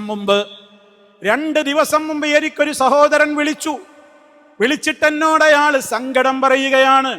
ഒരു മുസ്ലിമിനെ കുറിച്ചാണ് അയാൾ പറയുന്നത്. അയാളുടെ ക്ലോസ് ഫ്രണ്ടിനാണ് ഈ പ്രശ്നമുള്ളത്. എന്തേ അയാളുടെ വിഷയം? അയാൾ ഒരു കൊല്ലത്തിൽ ഒരു 100 രൂപ രക്ഷസിന് വേണ്ടി അമ്പലത്തിലേക്ക് കൊടുക്കുന്നുണ്ട്. ബ്രഹ്മരക്ഷസിന്റെ ഉപദ്രവം. ബ്രഹ്മരക്ഷസ് എന്ന് പറഞ്ഞാൽ വളരെ മോശമായ നിലക്ക് ഒരു ബ്രാഹ്മണൻ മരണപ്പെട്ട് കഴിഞ്ഞാൽ അയാളുടെ പ്രേതം ഇവിടെ ഇങ്ങനെ അലഞ്ഞു തിരിഞ്ഞ് നടന്ന് വീട്ടുകാരെ ഉപദ്രവിക്കും, കുടുംബങ്ങളെ ഉപദ്രവിക്കും. പലയിടത്തും അയാളുടെ പോക്കുവരവും പാച്ചിലുമൊക്കെ ഉണ്ടാകും. അതുകൊണ്ട് അയാളെ പൂജിച്ചൊന്ന് അടക്കി നിർത്താനുള്ള, ആ ശൈത്താനെ പ്രലോഭിപ്പിക്കുവാനുള്ള, അയാൾക്ക് പൂജ കൊടുക്കുവാൻ ചില പ്രത്യേകമായ ക്ഷേത്രങ്ങളുണ്ട്. അവിടേക്ക് അധികമൊന്നും വേണ്ട, ഒരു 100 റുപ്യ ഞാൻ കൊടുക്കുന്നുള്ളൂ, അതുകൊണ്ടൊരു സമാധാനം കിട്ടൂലേ? ഇത് വിശ്വസിക്കുന്ന മുസ്ലിമുണ്ട്. ആലോചിച്ചു നോക്കണം. ആ വിശ്വാസം വിശ്വസിക്കുന്നവർക്ക് വിശ്വസിക്കാൻ സ്വാതന്ത്ര്യമുള്ള ലോകമാണിത്. ചില ഹൈന്ദവന്മാരങ്ങനെ വിശ്വസിക്കുന്നുണ്ട്. അത് അവർക്ക് വിശ്വസിക്കാം, എന്തും വിശ്വസിക്കാമല്ലോ. ഇവിടെ ആളുകൾക്കൊക്കെ ഇഷ്ടം പോലെ വിശ്വസിക്കുവാൻ സ്വാതന്ത്ര്യമുള്ള ലോകത്തല്ലേ നമ്മൾ ജീവിക്കുന്നത്. ഏത് കെട്ട വിശ്വാസവും ആർക്കും ഉൾക്കൊള്ളാം. പക്ഷേ ഞാൻ നേരത്തെ പറഞ്ഞ അശ്ഹദു അൻ ലാ ഇലാഹ ഇല്ലല്ലാഹ് എന്ന് ഷഹാദ ചൊല്ലിയ ഒരു മുസൽമാൻ എങ്ങനെ അത് വിശ്വസിക്കാൻ കഴിയും? അവിടെ നിങ്ങൾ ആലോചിക്ക്. ഞാൻ ആ മനുഷ്യനോട് പറഞ്ഞു, അയാൾ എന്നോട് പറയാണ്, ഞാൻ എത്ര പറഞ്ഞിട്ടും അയാൾക്ക് മനസ്സിലാകുന്നില്ല. അയാൾ പറയണ എന്താ? അത് മുടക്കാൻ പറ്റൂല, മുടക്കിയാ വീട്ടിൽ നിന്ന് അസുഖം പോണില്ല. അപ്പൊ രക്ഷസ്, പ്രേതം, യക്ഷി ഇങ്ങനെ റൂഹാനി ഇങ്ങനെയൊക്കെയുള്ള പല ആളുകൾക്ക് വേണ്ടി ചേക്കുട്ടിപ്പാപ്പ മറ്റത് മറിച്ചത് ഓരോ പിശാചുക്കൾക്ക് വേണ്ടി പലയിടത്തേക്കും നേർച്ച കൊടുക്കുകയാണ്. ചെറിയ പൈസയുള്ളൂ. എന്ത് ചെറിയ പൈസ? ഒരു ഫിൽസ് ആ വിശ്വാസത്തോടെ കൊടുത്താൽ അമല് മുഴുവനും ബാത്തിലായില്ലേ? ഇനി അതാ അറാഫുകള്, കാഹിനുകള്, ജോത്സ്യൻ എന്ന ബോർഡിന്റെ താഴെ ഒരു അമുസ്ലിമിന്റെ പേരാണെങ്കിൽ അത് ശിർക്കാണ്. ഒരു തങ്ങൾ എന്ന പേരിൽ ഒരാളുടെ പേരാണെങ്കിൽ അത് തൗഹീദാണ് എന്ന വിവേചനമൊന്നും ഇസ്ലാമിലില്ല. പണിയൊക്കെ ഒന്നാ ചെയ്യുന്നത്, പണി രണ്ടു കൂട്ടരും ഒന്നാ ചെയ്യുന്നത്. തങ്ങളാണെങ്കിലും ബീവിയാണെങ്കിലും മോര്യരാണെങ്കിലും മറ്റുള്ളവരാണെങ്കിലും ഒക്കെ അവർ നിങ്ങളുടെ വീട്ടിൽ നിന്ന് കളഞ്ഞുപോയ സ്വത്ത് കിട്ടാൻ, നിങ്ങളുടേതായ പ്രശ്നങ്ങൾക്ക് പരിഹാരം തരാൻ മഷിനോട്ടക്കാരെന്ന് പറഞ്ഞിരിക്കുന്ന ആളുകൾ, കൈനോട്ടക്കാരെന്ന് പറയുന്ന ആളുകൾ, ഭാവി പ്രവചിക്കുന്നവരെന്ന് പറയുന്ന ആളുകൾ, അവരുടെയൊക്കെ പിന്നാലെ പോകുന്ന നമ്മുടെ വീട്ടിലെ മെമ്പർമാരെ കുറിച്ച് പലർക്കും അറിയില്ലേ? പലരും അതിനെതിരെ മിണ്ടാത്തതെന്താ? ഉമ്മാനോട് പറഞ്ഞാ മനസ്സിലാവൂല, പെങ്ങളോട് പറഞ്ഞാ ഇപ്പൊ മനസ്സിലാവൂല. മനസ്സിലായാലും ഇല്ലെങ്കിലും അവര് മാറിയാലും ഇല്ലെങ്കിലും ഗൗരവം പറഞ്ഞു കൊടുക്കണേ പ്രവാസികളെ. ആരെങ്കിലും ഈ നിലക്കുള്ള ഒരു ജോത്സ്യന്റെയോ അതേപോലെ തന്നെ കണിയാന്റെയോ സമീപത്തേക്ക് പോയാൽ തന്നെ അവന്റെ 40 ദിവസത്തെ നിസ്കാരം സ്വീകരിക്കപ്പെടുന്നതല്ല. അവന്റെ അടുക്ക പോയാൽ തന്നെ മതി. വെറുതെ ഒന്ന് പോയി വെക്കുക. പലയിടത്തും പോയതല്ലേ, ഒന്ന് പോയി വെക്കുക എന്ന നിലക്ക് പോയാൽ തന്നെ 40 ദിവസത്തെ നിസ്കാരം ബാത്തിലായി. ഇനി അവന്റെ അടുത്തേക്ക് പോയിട്ട് അവനിങ്ങനെ പറയുന്നൊരു തരക്കെടില്ലല്ലോ എന്ന നിലക്കൊരു വിശ്വാസത്തോടുകൂടി അവനത് അംഗീകരിച്ചു പോന്നാലോ, ഫഖദ് കഫറ ബിമാ ഉൻസില അലാ മുഹമ്മദിൻ സ്വല്ലല്ലാഹു അലൈഹി വസല്ലം. മുസ്തഫാക്ക് അല്ലാഹു ഇറക്കിക്കൊടുത്ത ആ ഹുദയിൽ, ആ വിശുദ്ധമായ ഗ്രന്ഥത്തിൽ അവൻ അവിശ്വസിച്ചവനാണ്, കാഫിറാണ്. എത്ര ഗുരുതരാണ് സുഹൃത്തുക്കളെ. ഞാൻ എന്തിനാ ഇതൊക്കെ എങ്ങനെ എണ്ണി പറയുന്നത്? ആളുകൾക്കിടയിൽ ഇതൊക്കെ നിസ്സാരാണ്, അതൊന്നൊരു വിഷയമല്ല. ഓരോടത്തേക്കും ആളുകൾ അങ്ങനെ പോവാണ്. അവിടെ പോയിക്കോട്ടെ, നാട്ടിലെത്തിയാ പറയും, ഉമ്മ പറയും, ജാറം മൂടാൻ നേർച്ചുണ്ട് മോനെ, നിനക്കൊരു ജോലി കിട്ടി, നീ ഒരു പ്രശ്നമൊന്നുമില്ലാതെ നാട്ടിലേക്ക് എത്തിയാൽ ഒരു ജാറം മൂടാൻ നേർച്ചുണ്ട്. എന്നിട്ട് സിയാറത്ത് ടൂർ എന്ന പേരിൽ ഭാര്യയെയും കുട്ടികളെയും മക്കളെയൊക്കെ കൂട്ടിയിട്ട് ഇങ്ങനെ ടൂറിന് പോവുകയാണ്.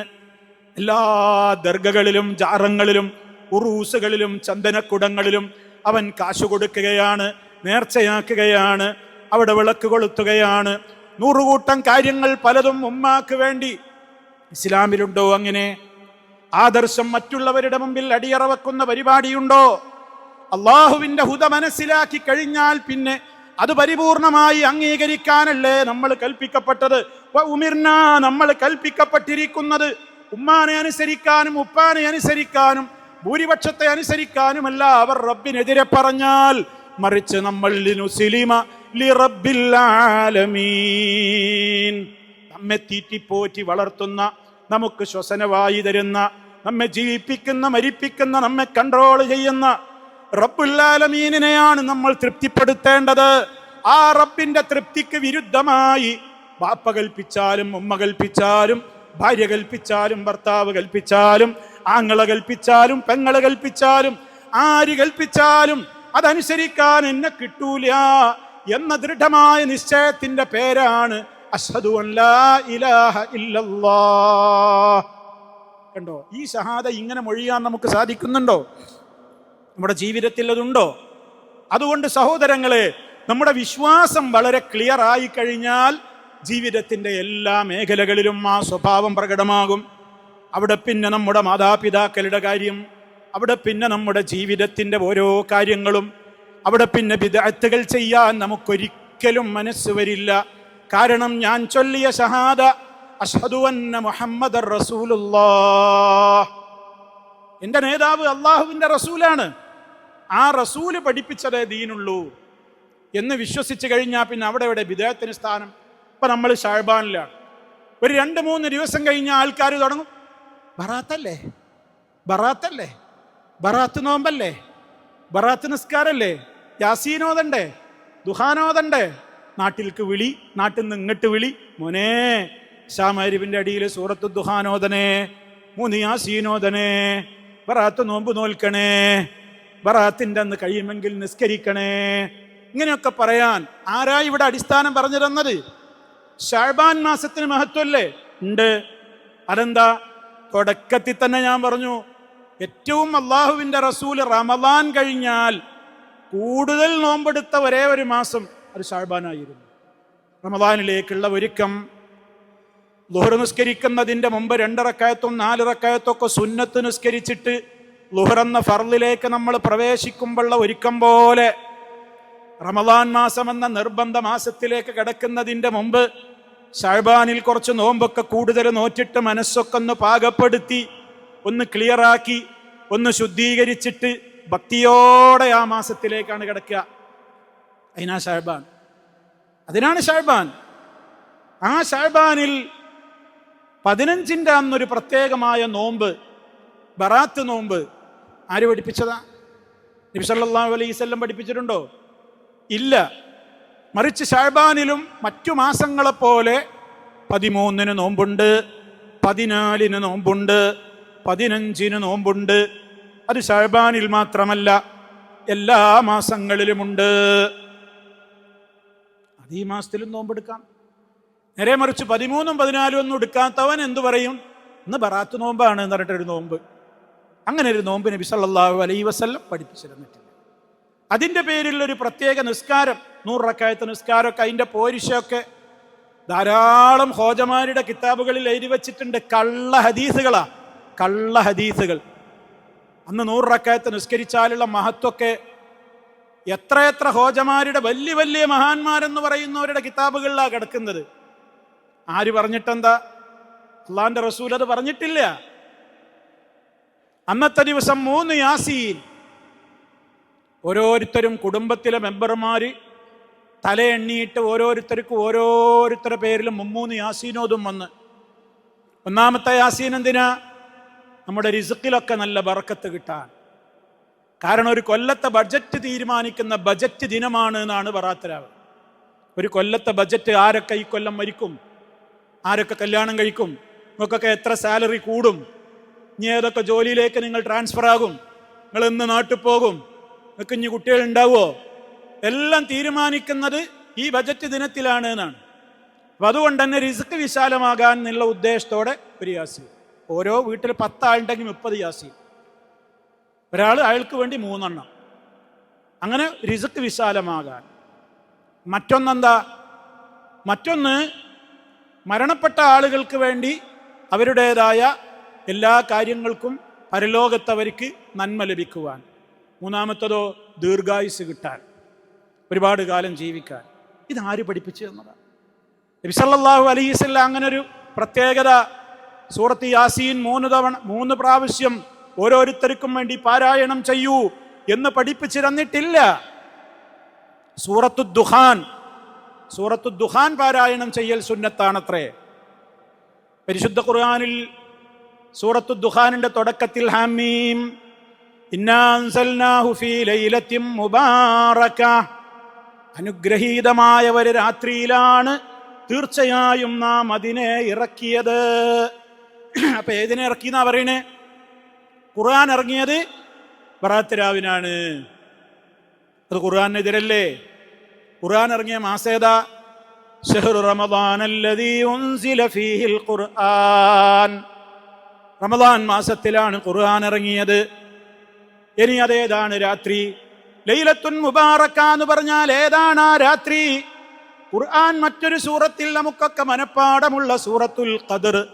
ഇന്നാ അൻസൽനാഹു ഫീ ലൈലത്തിൽ ഖദർ, ഖദറിന്റെ രാത്രിയിൽ നാം അതിനെ ഇറക്കി. അപ്പൊ സൂറത്തു ദുഖാനിന്റെ തുടക്കത്തിൽ പറഞ്ഞ ലൈലത്തുൻ മുബാറക എന്ന് പറഞ്ഞാൽ റമദാൻ മാസത്തിലെ ലൈലത്തുൽ ഖദറാണ് അതുകൊണ്ട് ഉദ്ദേശിക്കപ്പെടുന്നത്. എന്നാൽ ബറാത്ത് പോരിശ പറയുന്നവര് പറയുന്നതോ സൂറത്തു ദുഖാൻ ഓതണം എന്ന് പറയുന്നത് എന്തുകൊണ്ടാണ്? സൂറത്തു ദുഖാനിലെ ആയത്തിൽ പറഞ്ഞത് ബറാത്ത് രാത്രിയെ കുറിച്ചാണത്രേ. അത്രയെന്നേ പറയാൻ പറ്റുള്ളൂ. ഖുർആനെതിരാണത്. അപ്പൊ സഹോദരങ്ങളെ, ഇങ്ങനെ എത്ര കാര്യങ്ങൾ ബിദഅത്തിന്റെ ഒരു സാമ്പിളാ ഇപ്പം ഞാൻ പറയുന്നത്. ഇതെങ്ങനെ നമ്മൾ അംഗീകരിക്കും? നമുക്കൊരു നോമ്പ് നോൽക്കുന്നതിനോട് എതിർപ്പുണ്ടായിട്ടാ? നിസ്കരിക്കുന്നതിനോട് ആർക്കെങ്കിലും എതിർപ്പുണ്ടായിട്ടാ? ഖുർആൻ ഓതുന്നതിന് വിരോധം ഉണ്ടായിട്ടാ? അങ്ങനെ ചില ആളുകൾ പറയാ, കണ്ടോ നന്മ മുടക്കികളാണ് ഇവര്. നിസ്കരിക്കണ്ടെന്നാ പറയണ്, നോമ്പ് പോൽക്കണ്ടെന്നാ പറയണ്. നോമ്പ് പോൽക്കണ്ടെന്നാ ഞാൻ പറഞ്ഞ്. അന്ന് പറാത്ത് നോമ്പ് എന്ന പേരിലൊരു നോമ്പില്ലാന്ന്. 13-നും 14-നും 15-നും എടുത്തോളൂ, 3 ദിവസം എടുത്തോന്നാ പറയണേ. ഇങ്ങനെ ഓരോന്നും നോക്കൂ സഹോദരങ്ങളെ, ദീനിലേക്ക് ഏതെല്ലാം വിധത്തിലാണ് ആളുകൾ ഓരോന്ന് കൂട്ടിക്കൊണ്ടുവന്നിട്ടുള്ളത്. അതുകൊണ്ട് സഹോദരങ്ങളെ, ബിദ്അത്തുകൾ കടന്നു വരുന്നതും ശ്രദ്ധിക്കണം. അത് ശ്രദ്ധിക്കണമെന്നുണ്ടെങ്കിൽ എന്ത് വേണമെന്നറിയോ? അള്ളാഹുവിന്റെ റസൂലിലുള്ള നമ്മുടെ വിശ്വാസം ക്ലിയർ ആവണം. അതാ ഞാൻ നേരത്തെ പറഞ്ഞ കലിമയുടെ പൊരുള്, അഷ്ഹദു അന്ന മുഹമ്മദർ റസൂലുള്ളാഹ്. അത് പറയുന്ന ഒരു വ്യക്തിക്ക് ഒരുപാട് ഗുണങ്ങൾ ഉണ്ടാവണം. ആ ക്വാളിറ്റിയൊക്കെ എനിക്കും ഇങ്ങക്കുണ്ടോ എന്ന് പരിശോധിച്ചോളിൻ. ഒന്നാമത്, അള്ളാന്റെ റസൂലിന് ഞാൻ റസൂലായിട്ട് അംഗീകരിക്കുന്നു. ഞാൻ അംഗീകരിച്ചാലും ഇല്ലെങ്കിലൊക്കെ അള്ളാന്റെ റസൂൽ തന്നെയാണ്. എൻ്റെ പരലോക ഗുണത്തിനാണ് ഞാനത് വിശ്വസിക്കുന്നത്. 1. 2, ആ റസൂല് കൊണ്ടുവന്നത് മുഴുവനും ഞാൻ അംഗീകരിക്കും. അതെന്റെ ബുദ്ധിക്ക് യോജിക്കുമോ ഇല്ലയോ എന്നതെനിക്ക് പ്രശ്നമേ അല്ല. നബിതങ്ങൾ പഠിപ്പിച്ചതാണോ ഞാൻ അംഗീകരിച്ചിരിക്കും. അതാണ് ഷഹാദയുടെ പൊരുള്. ആ ഗുണം ഇന്ന് നഷ്ടപ്പെടുകയാണ്. എത്രയോ ആളുകൾ പറയുന്നു, ഞങ്ങൾക്ക് ഖുർആൻ മതി, ഞങ്ങൾ ഹദീസ് സ്വീകരിക്കൂല. ഖുർആനിലല്ലാണ്ട് ഖുർആൻ മതി, ഹദീസ് സ്വീകരിക്കൂല എങ്കിൽ അവൻ ഖുർആനിനെയും തള്ളിയവനാണ്. കാരണം ഖുർആനിലാണ് അള്ളാഹു പഠിപ്പിച്ചത്, നബിയെ നിങ്ങൾക്ക് ഈ ഗ്രന്ഥം നാം അവതരിപ്പിച്ച് തന്നിട്ടുള്ളത്, ജനങ്ങൾക്ക് ഈ ആയത്ത് നിങ്ങളാണ് വിവരിച്ചു കൊടുക്കേണ്ടത്. അപ്പൊ ഖുർആൻ വിവരിക്കേണ്ടത് നബിയാണ്. ആ നബിക്ക് അല്ലാഹു തആല വഹയിലൂടെ അറിയിച്ചു കൊടുക്കുന്ന ഖുർആൻ അല്ലാത്ത വഹയികളാണ് സുന്നത്ത്, ഹദീസ് എന്നൊക്കെ പറയുന്നത്. രണ്ടും ഒരേ സോഴ്സിൽ നിന്നാണ് വരുന്നത്, രണ്ടും റബ്ബിൽ നിന്നുള്ള കൽപ്പനകളാണ്. അതുകൊണ്ട് ഞാൻ ഒന്നനുസരിക്കും, മറ്റേതനുസരിക്കൂല എന്ന് പറഞ്ഞാൽ അവൻ കാഫിറാണ്. പെട്ടെന്നൊന്നും ചിലപ്പോൾ അതിലേക്കാണ്ട് എത്തൂല. ചിലരൊക്കെ ആദ്യം തുടക്കത്തിൽ പറയും, ആ ഹദീസ് ഞാൻ അടങ്ങിയിരിക്കൂല. അസുഖം തുടങ്ങട്ടോ. ചില ആളുകൾക്കുള്ള അസുഖത്തിന് തുടക്കാ പറയുന്നത്. ഖുർആനും ഹദീസൊക്കെ ശരി തന്നെ, പക്ഷെ ആ ഹദീസ് ഞാൻ അംഗീകരിക്കൂല. അതിനെന്തെങ്കിലും ഒരു ഉദാഹരണം ഉണ്ടാവും. അതൊന്നും ഒരാളോട് പറയാൻ പറ്റൂല. ഈച്ച ജ്യൂസിന്റെ ഹദീസ് ഉണ്ടല്ലോ, അത് ഞാൻ അംഗീകരിക്കൂല. എന്താ ഈച്ച ജ്യൂസിന്റെ ഹദീസ്? കളിയാക്കി പറയണതാ. നബി സല്ലല്ലാഹു അലൈഹി വസല്ലം പറഞ്ഞു, ഇദാ വഖഅ ദുബാബു, ഈച്ച വീണ് കഴിഞ്ഞാൽ, നിങ്ങളുടെ പാനീയത്തിൽ ഈച്ച വീണ് കഴിഞ്ഞാൽ നിങ്ങൾ അതിനെ മുക്കിയെടുത്ത് പുറത്തേക്കിട്ടോ. ഒരു ചിറക് കുത്തിയിട്ടാണ് ഈച്ച സ്വാഭാവികമായും വെള്ളത്തിൽ വീഴുക. അത് വീഴുമ്പോ ഒരു ചിറക് കുത്തിയിട്ടാണ് വീഴുക. അപ്പൊ നിങ്ങൾ അതിനെ പൂർണ്ണമായി ഒന്നാൻ മുക്കിയിട്ടെടുത്ത് പുറത്തേക്ക് കളഞ്ഞോന്ന്. അപ്പൊ ഈച്ച ജ്യൂസ് ആയില്ലേ? ഇത് നബി സല്ലല്ലാഹു അലൈഹി വസല്ലം പറഞ്ഞതാ. ഈച്ചയുടെ ഒരു ചിറകിൽ ദാ ഉണ്ട്, ഒരു ചിറകിൽ അതിനുള്ള ദവാവുമുണ്ട്.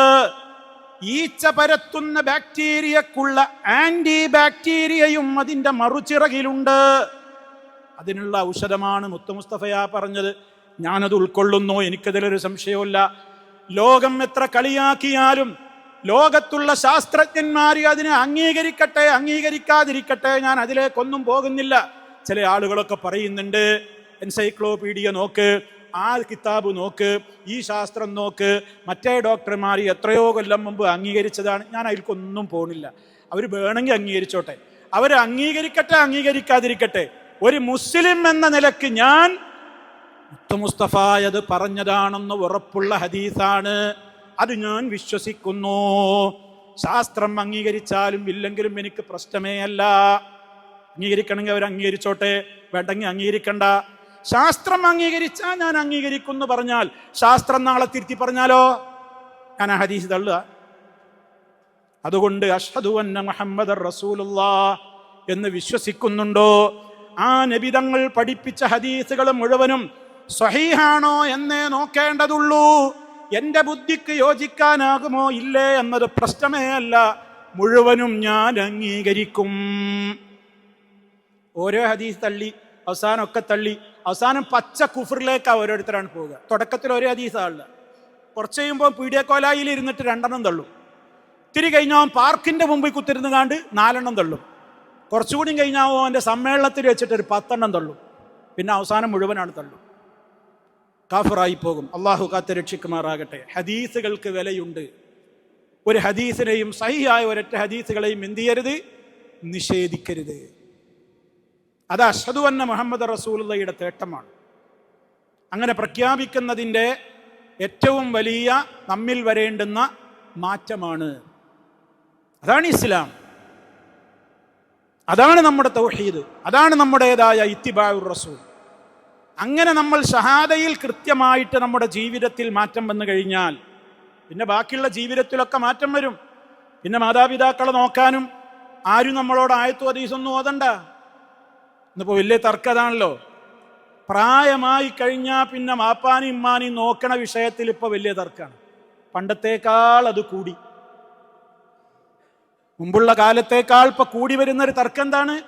നമുക്ക് പ്രായമായാൽ നമ്മെ ആര് നോക്കണം? ആരും വിചാരിക്കണ്ട ഇതൊന്നും എനിക്ക് വരൂല, കാത്തിരുന്നോളിൻ, അള്ളാഹു കാത്തി രക്ഷിക്കുമാറാകട്ടെ. മക്കൾക്കിടയിൽ ചർച്ചയാണ് എന്ത് അറിയോ? എനിക്ക് മാത്രമൊന്നുമല്ലല്ലോ, എൻ്റെ മാത്രം ബാപ്പിമ്മയൊന്നുമല്ലല്ലോ, എൻ്റെതും അല്ലേ. ജ്യേഷ്ഠാനുജന്മാരും മക്കൾ തമ്മിൽ അങ്ങോട്ടും ഇങ്ങോട്ടും ചർച്ചയാണ്, ആരാ നോക്കേണ്ടത്. അങ്ങനെ ഇവർ പ്രായമായി, മാതാപിതാക്കൾ വയോവൃദ്ധരായി, അവരെ നോക്കാൻ ആളില്ല. ഒരു മകൻ നോക്കും കുറച്ചു ദിവസം, ഇനി ഉമ്മ അപ്പുറത്ത് പോയിന്നോ. അവൾ നോക്കിക്കഴിഞ്ഞു, ഇനി ഇപ്പുറത്ത് പോയിന്നോ. എന്താ ഞങ്ങൾക്ക് എവിടേക്കും ഇറങ്ങൊന്നും വേണ്ടേ? ഈ ഇമ്മാനും ബാപ്പാനും കെട്ടിപ്പിടിച്ചിങ്ങനെ ഇരുന്നാൽ മതിയോ? നമുക്കെവിടെയും ടൂറൊന്നും പോണ്ടേ? നമുക്കൊരു സ്ഥലത്തേക്കും പോകാൻ പാടില്ല. നിങ്ങൾക്ക് എത്ര മക്കളുണ്ട് എന്നാ ചോദിക്കുന്നത്. ആര്? പലപ്പോഴും മാതാപിതാക്കളെ നോക്കുന്നതിൽ നിന്ന് സ്വന്തം മക്കളെ പിന്തിരിപ്പിക്കുന്നതിൽ കയറി വരുന്ന മരുമക്കൾക്ക് പങ്കുണ്ട്. ചിന്തിക്കണം പ്രിയമുള്ളവരെ. ആൺമക്കൾക്ക് അവരുടെ മാതാപിതാക്കളോട് ബഹുമാനവും സ്നേഹവും അവരെ നോക്കാനുമൊക്കെയുള്ള കാര്യങ്ങളിൽ ഏർപ്പെടുമ്പോ വന്നു കയറിയ പെൺമക്കൾക്ക് തോന്നുകയാണ് നമ്മുടെ സ്വൈരം നശിക്കുകയാണ്, നിങ്ങൾ മാത്രല്ലല്ലോ മക്കളുള്ളത്, വേറുള്ളടത്തും പോയി നിൽക്കട്ടെ എന്ന് പറഞ്ഞ് മാതാപിതാക്കളെ ഇങ്ങനെ അങ്ങോട്ട് ഇങ്ങോട്ട് അവര് നോക്കട്ടെ ഇവര് നോക്കട്ടെ എന്ന് പറഞ്ഞിട്ട് തട്ടിക്കളിക്കുന്ന ഒരു മനസ്ഥിതി ആ ഉമ്മയും ഉപ്പയും അറിയേണ്ടി വന്നാലുള്ള ഒരു അവസ്ഥ എന്താണ് പ്രിയമുള്ളവരെ? ചിന്തിക്കണ്ടേ? ഈ രൂപത്തിലുള്ള കാര്യങ്ങൾക്ക് വേണ്ടി ഭർത്താക്കന്മാരോട് പ്രേരണ നൽകുന്ന സ്ത്രീകളും ആലോചിക്കണം. അവരും സ്ത്രീകളാണ്, അവർക്കും മക്കളുണ്ടാകും, അവരിലുമുണ്ടാകും ആൺമക്കളുണ്ടാകും. ആ ആൺമക്കളും പ്രായമായാൽ കല്യാണം കഴിക്കും. എൻ്റെ വീട്ടിലും മരുമക്കൾ വരും. അപ്പോൾ എൻ്റെ ആൺമക്കളോട് എന്നെ നോക്കണ്ട, എൻ്റെ കാര്യത്തിൽ ശ്രദ്ധിക്കണ്ട എന്ന് പറഞ്ഞാൽ എൻ്റെ അവസ്ഥ എന്തായിരിക്കും? ഇതൊക്കെ ആണുങ്ങൾക്കും പെണ്ണുങ്ങൾക്കും ഒക്കെ വരുന്ന പ്രശ്നങ്ങളാണ്. പ്രായമായി കഴിഞ്ഞാൽ ആര് നോക്കണം? ആര് പരിചരിക്കണം? ആരാണ് അവരുടെ കാര്യം ഏറ്റെടുക്കേണ്ടത്? എന്നിങ്ങനെയുള്ള തർക്കവിതർക്കങ്ങൾ സത്യവിശ്വാസികളുടെ ജീവിതത്തിൽ ഒരിക്കലും ഉണ്ടാകാൻ പാടില്ല. വൃദ്ധസദനങ്ങളിലേക്ക് തള്ളിവിടുന്നവർ, വൃദ്ധസദനത്തിന് സമാനമായ നിലക്ക് സ്വന്തം വീടുകളിൽ ഇരുട്ടറ ഒരുക്കുന്നവർ, അവരെ പരിഗണിക്കാത്തവർ, അവരെ കരയിപ്പിക്കുന്നവർ, അവരുടേതായ കാര്യങ്ങൾ ശ്രദ്ധിക്കാത്ത ആളുകൾ, അതാണുങ്ങളാവട്ടെ പെണ്ണുങ്ങളാവട്ടെ ആരാവട്ടെ, ആര് ചെയ്താലും ഈ ലോകത്ത് വെച്ച് തന്നെ അനുഭവിക്കേണ്ടി വരും. പ്രിയമുള്ളവരെ, അത്ര വിലയുണ്ട് നമ്മുടെ മാതാപിതാക്കളുടെ കണ്ണുനീരിന്. ഇതൊന്നും ആരോട് പറഞ്ഞു കൊടുക്കേണ്ടി വരില്ല. അഷ്ഹദു അൻ ലാ ഇലാഹ ഇല്ലല്ലാഹ് അഷ്ഹദു അന്ന മുഹമ്മദ് റസൂലുള്ളാഹ് എന്ന് വിശ്വസിക്കേണ്ട നിലക്കാണ് വിശ്വസിച്ചാൽ ജീവിതത്തിൽ മുഴുവനും മാറ്റം വരും. മക്കളുടെ കാര്യത്തിൽ മക്കളുടെ അവസ്ഥ എന്താ? നമ്മുടെ മക്കളുടെ സ്ഥിതി എന്താ? ലോകം ഇവിടെ എത്തി നിൽക്കുന്നു. നബി സല്ലല്ലാഹു അലൈഹി വസല്ലം പറഞ്ഞില്ലേ, പരസ്യമായി വഴിയിൽ കിടന്ന് ഇണചേരുന്ന കാലം വരുമ്പോ നടക്കുന്ന വഴിയിൽ കിടക്കാതെ വന്ന് അപ്പുറത്തേക്ക് മാറിക്കിടക്കടോ എന്ന് പറയുന്ന ഒരു കാലഘട്ടം വരും. പണ്ടുകാലത്ത് പല നാടുകളിൽ കേട്ടുകേൾവി ഉണ്ടായിരുന്നതാണ്. ഇന്ന് നമ്മുടെ നാട്ടിൽ KSRTC ബസ്സുകളിൽ, സാധാരണ ബസ്സുകളിൽ, ട്രെയിനുകളിൽ, അതേപോലെയുള്ള ഹോസ്റ്റലുകളിൽ, സ്റ്റഡി ടൂറിന്റെ അവസരങ്ങളിൽ, അതേപോലെയുള്ള വ്യത്യസ്തങ്ങളായ യാത്രകളിൽ, ഗെറ്റ് ടുഗദറുകളിൽ, ഫാമിലി കൂട്ടായ്മകളിൽ, വാട്സപ്പ് ഗ്രൂപ്പുകളുടേതായ അലുമിനി ഗ്രൂപ്പുകളിൽ, കഴിഞ്ഞകാല സഹോദരീ സഹോദരന്മാരുടെ പഠനകാലത്തുള്ള ആ വിദ്യാർത്ഥികളുടെ കൂട്ടായ്മകളിൽ എവിടെയൊക്കെ ഇന്ന് എന്തൊക്കെയാ നടന്നുകൊണ്ടിരിക്കുന്നത്? എന്താ പ്രശ്നം? അവിഹിതമായ ബന്ധങ്ങൾ, വൈറലാകാൻ വേണ്ടി ക്യാമറയെടുക്കലുകൾ, വ്യത്യസ്തങ്ങളായ നിലക്കുള്ള മനുഷ്യരുടേതായ പെരുമാറ്റങ്ങൾ, അവിഹിതമായ രൂപത്തിലുള്ള ഇടപെടലുകൾ, ചാറ്റിങ്ങുകളിലൂടെ ചീറ്റിങ്ങുകൾ, ഒളിച്ചോട്ടങ്ങൾ, വഴിവിട്ട ബന്ധങ്ങൾ, വേഷവിധാനങ്ങൾ, കല്യാണത്തിന്റെ പേരിലുള്ള കൂത്താട്ടങ്ങൾ. അവിടെ ഇരിക്കുകയാണ് നോക്കുകുത്തിയായി ബാപ്പയും ഉമ്മയും. സ്റ്റേജിൽ ആണും പെണ്ണും ഇടകലർന്ന് തിമർത്താടുകയാണ്. അവരുടേതായ ഒരു മേളയാണ് അവിടെ നടക്കുന്നത്. അവിടെ പാട്ടുകളുണ്ട്, കൂത്തുകളുണ്ട്, ഡാൻസുകളുണ്ട്. അവിടെ ബാപ്പ ഉമ്മ എന്നൊക്കെ പറഞ്ഞിട്ട് ഒന്നിനും കൊള്ളാത്ത ഒരു ചാരിമരത്തിൽ ചാരിയിരിക്കപ്പെട്ടതുപോലെ ഇരിക്കുക എന്നുള്ളതല്ലാതെ നിയന്ത്രണം നഷ്ടപ്പെടുന്ന ഒരു ലോകത്ത് മാതാപിതാക്കളുടെ കൽപ്പനകളെപ്പോലും മാനിക്കാതെ റബ്ബിന് ഏറ്റവും ശുക്ർ പറയേണ്ടുന്ന വിവാഹ ദിനത്തെ ഏറ്റവും വൃത്തികെട്ട കാര്യങ്ങളിലേക്ക് വഴിമാറ്റുന്ന കുടുംബങ്ങളാണ് ഇന്ന് വളർന്നുകൊണ്ടിരിക്കുന്നത്. സഹോദരങ്ങളെ, ആരെ ആക്ഷേപിക്കാൻ വേണ്ടി പറയുന്നതല്ല, ഇതൊക്കെ നമ്മുടെ വീടുകളുടെ അവസ്ഥയാണ്. എന്തേ ഇങ്ങനെ മാറ്റം വരാതെ മുന്നോട്ട് പോകുന്നത്? പഠനങ്ങൾ കുറയുകയാണ്. റബ്ബിനെ കുറിച്ചുള്ള പേടിയില്ലാതെ ഇതുകൊണ്ടൊന്നും മാറ്റം വരൂല. പറയുന്നവര് മോശക്കാരാകും, ഉപദേശിക്കുന്നവരെ ട്രോളും, അവർക്ക് സമൂഹത്തിൽ വില നഷ്ടപ്പെടും. അതൊക്കെ ശരിയാണ്. പക്ഷേ പരലോക കോടതിയിൽ നമുക്ക് രക്ഷപ്പെടണ്ടേ ഉമ്മമാരെ, ഉപ്പമാരെ? പരലോക കോടതിയിൽ നമുക്ക് രക്ഷപ്പെടണ്ടേ? അവിടെ ആരാണ്ടാവുക? മക്കളുണ്ടോ? ബാപ്പയുണ്ടോ? തിന്മക്ക് പ്രേരിപ്പിച്ച ഭർത്താവുണ്ടോ? ഭാര്യയുണ്ടോ? കുടുംബങ്ങളുണ്ടോ? ആരാ ഉള്ളത്? ഓരോരുത്തർക്കും അവരവരുടെ കാര്യമല്ലാതെ മറ്റെന്താ അവിടെയുള്ളത്? ആ ഭയത്തോടുകൂടി, പരലോക ഭയത്തോടുകൂടി, റഹ്മാനായ റബ്ബിന്റെ കഠിന കഠോരമായ നരകമാണല്ലോ വരാൻ പോകുന്നത് എന്ന പേടിയോടുകൂടി നമ്മുടെ ജീവിതത്തെ നിയന്ത്രിക്കലല്ലാതെ നിർവാഹമൊന്നുമില്ല. അതുകൊണ്ട് മാത്രമേ സുഹൃത്തുക്കളെ രക്ഷപ്പെടാൻ കഴിയുള്ളൂ. നമ്മൾ ഇതൊക്കെ പഠിക്കണ്ടേ, മനസ്സിലാക്കണ്ടേ? ജീവിതത്തിൽ ഒന്നിനും സമയമില്ല എന്ന് പറഞ്ഞിട്ട്, ഒന്നിനും നേരമില്ല എന്ന് പറഞ്ഞിട്ട് ഏറ്റവും പ്രാധാന്യമർഹിക്കുന്ന കാര്യങ്ങളെ മനസ്സിലാക്കാതെ പോയാൽ എല്ലാ തിരക്കും കഴിഞ്ഞിട്ടുണ്ട് നമ്മളൊരു കിടന്നു കൊടുക്കല്. അത് മരണത്തിന്റെ മലക്കിന്റെ മുമ്പിൽ കിടന്നു കൊടുക്കലാണ്. അതുവരെ എനിക്ക് നല്ല കാര്യത്തിന് വിളിച്ചാലും, ഖുർആൻ പഠിക്കാൻ പറഞ്ഞാലും, ഹദീസ് പഠിക്കാൻ പറഞ്ഞാലും, നന്മകൾ കേൾക്കാൻ വിളിച്ചാലും ഒക്കെ പലർക്കും പല രൂപത്തിലുള്ള വഴികഴിവുകളും പറയും. തിരക്കാണ്, സമയമല്ല, ബിസിയാണ്. എല്ലാ ബിസിയും തീരുന്ന നേരമാണ് മരണം.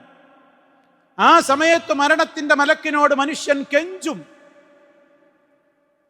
റബ്ബിർജിഊൻ, റബ്ബേ നീ എന്നെ ഒന്ന് മടക്കിത്തരാമോ? ലഅല്ലി അഅമലു സാലിഹൻ ഫീമാ തറക്തു, ഞാൻ ചെയ്യാതെ വിട്ടുപോയിട്ടുള്ള സൽക്കർമ്മങ്ങളൊക്കെ ഞാനൊന്ന് ചെയ്തോളാം, എന്നെ ഈ മരണത്തിൽ നിന്ന് ഒന്ന് പിന്തിച്ചു തരാമോ? അല്ലാഹുവിന്റെ മറുപടി എന്താ? കല്ലാ ഇന്നഹാ കലിമ, അതൊരു വെറും വർത്താനാ. എത്ര കരഞ്ഞിട്ടും കാര്യമില്ല. അത് പറയുന്നവര് പറഞ്ഞുകൊണ്ടേയിരിക്കും, നിലവിളിക്കുന്നോ നിലവിളിച്ചുകൊണ്ടേയിരിക്കും. അതുകൊണ്ടൊന്നും മടക്കല്ല. പിന്നെ ഇനി എങ്ങോട്ടാ പോക്ക്? വമിൻ വറാഇഹിം ബർസഖുൻ ഇലാ യൗമി യുബ്അസൂൻ, പുനരുത്ഥാന നാൾ വരെ ഇനി അവർക്ക് ചെന്ന് കിടക്കേണ്ടുന്ന ബർസഖിന്റെ ലോകമേ ഉള്ളൂ. അതാണ് ഖബർ. അവിടെയാണ് രക്ഷയുണ്ട്, ശിക്ഷയുണ്ട്, പരീക്ഷണങ്ങളുണ്ട്, ചോദ്യങ്ങളുണ്ട്, ഉത്തരം പറയേണ്ടതുണ്ട്. ഭീകരമായ കാഴ്ചകളുണ്ട്, സ്വർഗീയമായ കാഴ്ചകളുണ്ട്. അതൊക്കെ നല്ലവർക്കും ചീത്തയായ ആളുകൾക്കുമുള്ള വ്യത്യസ്തങ്ങളായ ക്രമീകരണങ്ങളാണ്. പക്ഷേ ആ മരണനേരത്തെ എനിക്ക് സമയമുണ്ട് എന്ന് പറഞ്ഞിട്ട് വല്ല കാര്യമുണ്ടോ? അതുകൊണ്ട് സുഹൃത്തുക്കളെ, നമ്മുടെ കടമ നമ്മൾ നിർവഹിക്കണം. പരിശുദ്ധ റമദാനാ വരാൻ പോകുന്നത്. ജീവിതത്തിൻ്റെ എല്ലാ ഇന്നലകളിൽ സംഭവിച്ചതും അന്നേക്ക് കാത്തുവെക്കാതെ ഇന്ന് മുതലേ പശ്ചാത്തപിക്കുന്ന മനസ്സുമായി മുന്നോട്ട് പോകണം. കാരണം റമദാനിൽ നമ്മൾ ഉണ്ടാവുമോ? ആർക്കാ ഉറപ്പ് പറയാൻ കഴിയുക? അതിനിപ്പോൾ അസുഖം വേണോ? അസുഖം വേണോ? എത്ര ആളുകളാണ് പെട്ടെന്ന് കുഴഞ്ഞു വീഴല്ലേ? പ്രായം പ്രശ്നമാണോ? കുട്ടികള്, യുവാക്കള്, വയോവൃദ്ധന്മാര്, പലരും, എല്ലാവരും ഉണ്ട്. മരണത്തിന് പ്രായമില്ല, സമയമില്ല, ഒന്നുമില്ല. അതതിൻ്റെ സമയത്ത് കൃത്യമായി നടക്കും. പിന്നെ നമ്മൾ നമ്മുടെ ലോകത്ത് ഒറ്റക്കായി, ആരുമില്ല. നമ്മെ പല തിന്മകളിലേക്കും പിരികയറ്റി നമ്മെ ഒരു കളിപ്പാവയുടെ സ്ഥാനത്ത് നിർത്തി സ്ക്രൂ മുറുക്കി പറഞ്ഞയച്ച ഒരാളും നമ്മുടെ ഖബറിൽ ഉണ്ടാവില്ല. നമ്മുടെ ഒറ്റക്കാണത്. നമ്മളെ വിചാരണയുടെ കേന്ദ്രത്തിൽ അവരാരും ഇല്ല. ആ ദിനത്തെ ഭയപ്പെട്ടുകൊണ്ട് മുന്നോട്ട് പോകണം. നമ്മുടെ നാടിന് ആവശ്യമുണ്ട് ഒരുപാട് സഹായങ്ങൾ. റമദാനിലേക്ക് നമ്മുടേതായ പ്രവർത്തനങ്ങളുടെ ഒരുപാട് സഹായങ്ങൾ ആവശ്യമുണ്ട്. ഇഫ്താറിന്റെ കിറ്റുകൾ, ഭക്ഷണ കിറ്റുകൾ പാവപ്പെട്ടവരുടെ വീടുകളിലേക്ക് ഒഴുകേണ്ടതുണ്ട്. നമ്മുടെ നാട്ടിലേക്ക് ഇസ്ലാമിക് ഓർഗനൈസേഷന്റെ പ്രവർത്തകന്മാർ നാട്ടിൽ അത് കലക്ട് ചെയ്തുകൊണ്ടേയിരിക്കുകയാണ്, പ്രവാസികളിൽ നിന്നും മറ്റുള്ളവരിൽ നിന്നുമൊക്കെ. നോമ്പ് തുറക്കുവാനുള്ള വിഭവങ്ങൾ അടങ്ങുന്ന ഭക്ഷണ സാധനങ്ങളുടെ കിറ്റുകൾ റമദാനിന് സ്പെഷ്യലായി, അതേപോലെ തന്നെ ഈദ് കിസ്വക്ക് കൊടുക്കുവാൻ വേണ്ടി, കുട്ടികൾക്കുള്ള പുത്തനുടുപ്പുകൾക്ക് വേണ്ടി. അതിനെല്ലാം പുറമെ ഇവിടെ നേരത്തെ വിശദീകരിക്കപ്പെട്ടിട്ടുള്ള വിസ്ഡം ഇസ്ലാമിക് ഓർഗനൈസേഷന്റെ യൂത്ത് ഘടകം നടത്തുന്ന ട്രീറ്റ് എന്ന പദ്ധതി. എന്താണ് ആ ട്രീറ്റ് എന്ന പദ്ധതി കൊണ്ട് ഉദ്ദേശിക്കപ്പെടുന്നത്? നിങ്ങൾ കേട്ട് കഴിഞ്ഞതാണ്. പാവപ്പെട്ട നിർധനരായ കുടുംബങ്ങളെ ആരൊക്കെയാണെന്ന് ലിസ്റ്റ് ചെയ്ത് മാസാന്തം 2000 രൂപ അവർക്ക് വേണ്ടി നൽകുകയാണ്. അവരുടെ കയ്യിൽ കൊടുക്കല്ല, അവർക്ക് ചെന്ന് പർച്ചേസ് ചെയ്യാവുന്ന ഒരു കട സെലക്ട് ചെയ്തിട്ട് കടയുടമയ്ക്ക് നമ്മൾ 2000 കൊടുക്കുകയാണ്. ഇന്നയാൾ ഒരു വ്യക്തി വന്നാൽ അയാൾക്ക് ആവശ്യമുള്ള സാധനം 2000 വരെ നിങ്ങൾ കൊടുക്കണം. നമുക്ക് എന്താ വേണ്ടതെങ്കിൽ പോയി പർച്ചേസ് ചെയ്യാം. എനിക്ക് ആരാണ് ആ 2000ന്റെ സാധനം തന്നതെന്ന് വാങ്ങുന്ന എനിക്കറിഞ്ഞൂടാ, അതറിയാൻ സംവിധാനമല്ല. കാരണം വാങ്ങുന്നവനൊരു അഭിമാനമുണ്ട്. വാങ്ങുന്ന എനിക്ക്, മേലുള്ള കൈ വാങ്ങുന്ന കൈയിനൊരു അഭിമാനമുണ്ട്. ആ അഭിമാനത്തെ അപമാനിക്കാൻ നമ്മൾ ഉദ്ദേശിക്കുന്നില്ല. അതിനല്ല, ഇത് പത്രത്തിൽ പേര് വരാനും ഇത് ഫോട്ടോ എടുത്ത് കൊടുക്കാനൊന്നുമല്ല. ഇത് പാവങ്ങളായ ആളുകളുടെ വീടുകളിൽ, നിർധനരായ ആളുകളുടെ വീടുകളിൽ, അവർക്ക് അത്യാവശ്യമായ നിത്യവരുമാനത്തിനുള്ള വകയുള്ള ആളുകൾക്ക് പോലും എന്തെങ്കിലും ചെലവിനുള്ള പൈസ കിട്ടിയാൽ ബാക്കിയുള്ളതെങ്കിലും അവനവന്റെ പല കാര്യങ്ങൾക്കും കൂട്ടിവെക്കാലോ എന്ന് സ്വപ്നം കാണുന്ന പട്ടിണി പാവങ്ങളുണ്ട്. അവർക്കൊക്കെ ഉപകരിക്കുന്നതാണ് ഈ സംവിധാനം ട്രീറ്റ്. ഒരു 2000 റുപ്യ ഒരാൾക്ക്, 2000 രൂപ, അതിനൊക്കെ എത്ര റിയാൽ വരുള്ളൂ ഒക്കെ നമ്മൾ ആലോചിച്ചാൽ നമുക്ക് മനസ്സിലാവും. ആ പദ്ധതികളിലേക്ക് നമ്മൾ അകവഴിഞ്ഞ് സംഭാവനകൾ ചെയ്യണം. ഓരോ പദ്ധതികളും അതൊക്കെ ദീനിന്റെ മാർഗമാണ്, അള്ളാഹുവിന്റെ പൊരുത്തം ഉദ്ദേശിച്ചുകൊണ്ടാവണം എന്ന് മാത്രം. അതാണ് ഇഖ്ലാസ്. അങ്ങനെ നമ്മൾ പരിശുദ്ധമായ റമദാനിലേക്കെത്തി റമദാനിന്റെ ഓരോ പ്രവർത്തനങ്ങളിലേക്കും നമുക്ക് ഏർപ്പെടാനൊക്കെ നിരന്തര പ്രാർത്ഥനയോടെ കാത്തിരിക്കുക. ആ നിലക്ക് അള്ളാഹു അതിന് നമുക്കൊക്കെ തൗഫീക്ക് പ്രദാനം ചെയ്യുമാറാകട്ടെ. സഹോദരങ്ങളെ, ഒരുപാട് കാര്യങ്ങളിലേക്കുള്ള ചില സൂചനകളാണ് ഞാൻ നൽകിയത്. നിങ്ങൾ ധാരാളമായി പഠിക്കണം, ധാരാളമായി വായിക്കണം, പഠിക്കണം. നേരത്തെ ഇവിടെ എണ്ണി പറഞ്ഞ, ഇവിടെ ജുബൈലിലും പരിസരങ്ങളിലും നടക്കുന്ന വിജ്ഞാന വേദികളുടെ ധാരാളക്കണക്കിന് കാര്യങ്ങൾ ഇവിടെ വിശദീകരിച്ചു. ഈ ഇരിക്കുന്ന എല്ലാവരും അത്തരത്തിലുള്ള ഓരോ ക്ലാസ്സുകളിലെയും വിദ്യാർത്ഥികളായി മാറണം. നിങ്ങൾ പ്രവാസ ലോകത്ത് നിങ്ങൾക്ക് ലഭിക്കുന്ന മഹത്തായ അനുഗ്രഹങ്ങളാണത്. ആ അനുഗ്രഹങ്ങളൊക്കെ നഷ്ടപ്പെടുമ്പോഴാണ് അതിൻ്റെ വിലയറിയുക. അത് ഉപയോഗപ്പെടുത്തുക, നന്മയുടെ വക്താക്കളായി മാറുക, അള്ളാഹു പഠിപ്പിച്ച ഹുദ എന്താണെന്ന് കൃത്യമായി മനസ്സിലാക്കി അതിൽ മാത്രം ഒതുങ്ങി നിൽക്കുക. അപ്പുറത്തും ഇപ്പുറത്തുമുള്ള പൈശാചികമായ മേഖലകളിലേക്ക് അവിഹിതങ്ങളിലേക്ക്, തോന്നിവാസങ്ങളിലേക്ക്, അന്ധവിശ്വാസങ്ങളിലേക്ക്, ലഹരിയിലേക്ക്, തിന്മകളിലേക്ക്, ഒരുപാട് മാർഗങ്ങളിലേക്ക് മാടി വിളിച്ചുകൊണ്ടിരിക്കുന്ന പൈശാചിക ദുർബോധനങ്ങളിൽ നിന്ന് രക്ഷപ്പെടുക. നിരന്തരം റബ്ബിനോട് അതിനുവേണ്ടി തേടിക്കൊണ്ടേയിരിക്കുക. അള്ളാഹു നമുക്ക് തൗഫീഖ് പ്രദാനം ചെയ്യുമാറാകട്ടെ. മാരകമായ രോഗങ്ങളിൽ നിന്ന് നമ്മയെല്ലാം അവൻ കാത്ത് രക്ഷിക്കുമാറാകട്ടെ. ഏത് സമയത്തും റബ്ബിൻ്റെ പ്രത്യേകമായ കാവൽ, അവൻ്റെ സംരക്ഷണം, അവൻ്റെ ബറക്കത്തുകൾ, അവൻ്റെ റഹ്മത്തുകൾ അവൻ നമ്മിൽ സദാ വർഷിച്ചു കൊണ്ടിരിക്കുമാറാകട്ടെ. നമ്മിലെ രോഗികൾക്ക് അള്ളാഹു പരിപൂർണമായും ശിഫ നൽകുമാറാകട്ടെ. നമ്മിൽ നിന്ന് മരണപ്പെട്ടു പോയ നമ്മുടെ മാതാപിതാക്കൾ, മറ്റു ബന്ധുമിത്രാദികൾ, പരിചയമുള്ളവർ അല്ലാത്തവർ എല്ലാവരുടെയും പരലോകം അള്ളാഹു ധന്യമാക്കി കൊടുക്കുമാറാകട്ടെ. എല്ലാ അർത്ഥത്തിലും പരലോക ശിക്ഷകളിൽ നിന്ന് നമ്മയും അവരെയും അള്ളാഹു കാത്ത് രക്ഷിക്കുമാറാകട്ടെ. റബ്ബിൻ്റെ ജന്നത്തിൽ നമ്മയും അവരെയും അള്ളാഹു ഒരുമിച്ച് കൂട്ടിച്ചേർക്കുമാറാകട്ടെ. സംസാരിച്ചതും കേട്ടതും ഇവിടെ സമയം ചെലവഴിച്ചതും വളരെയേറെ പരലോകത്തേക്ക് ഉപകാരപ്രദമാകുന്ന നിലക്കുള്ള ഒരു സ്വാലിഹായ അമലായി അള്ളാഹു ഖബൂൽ ചെയ്യുമാറാകട്ടെ. റബ്ബനാ തഖബ്ബൽ മിന്നാ ഇന്നക അൻതസ് സമീഉൽ അലീം. അല്ലാഹുമ്മ സ്വല്ലി അലാ മുഹമ്മദിൻ വഅലാ ആലി മുഹമ്മദ് വൽഹംദുലില്ലാഹി റബ്ബിൽ ആലമീൻ. വസ്സലാമു അലൈക്കും വറഹ്മത്തുള്ളാഹി വബറകാതുഹു.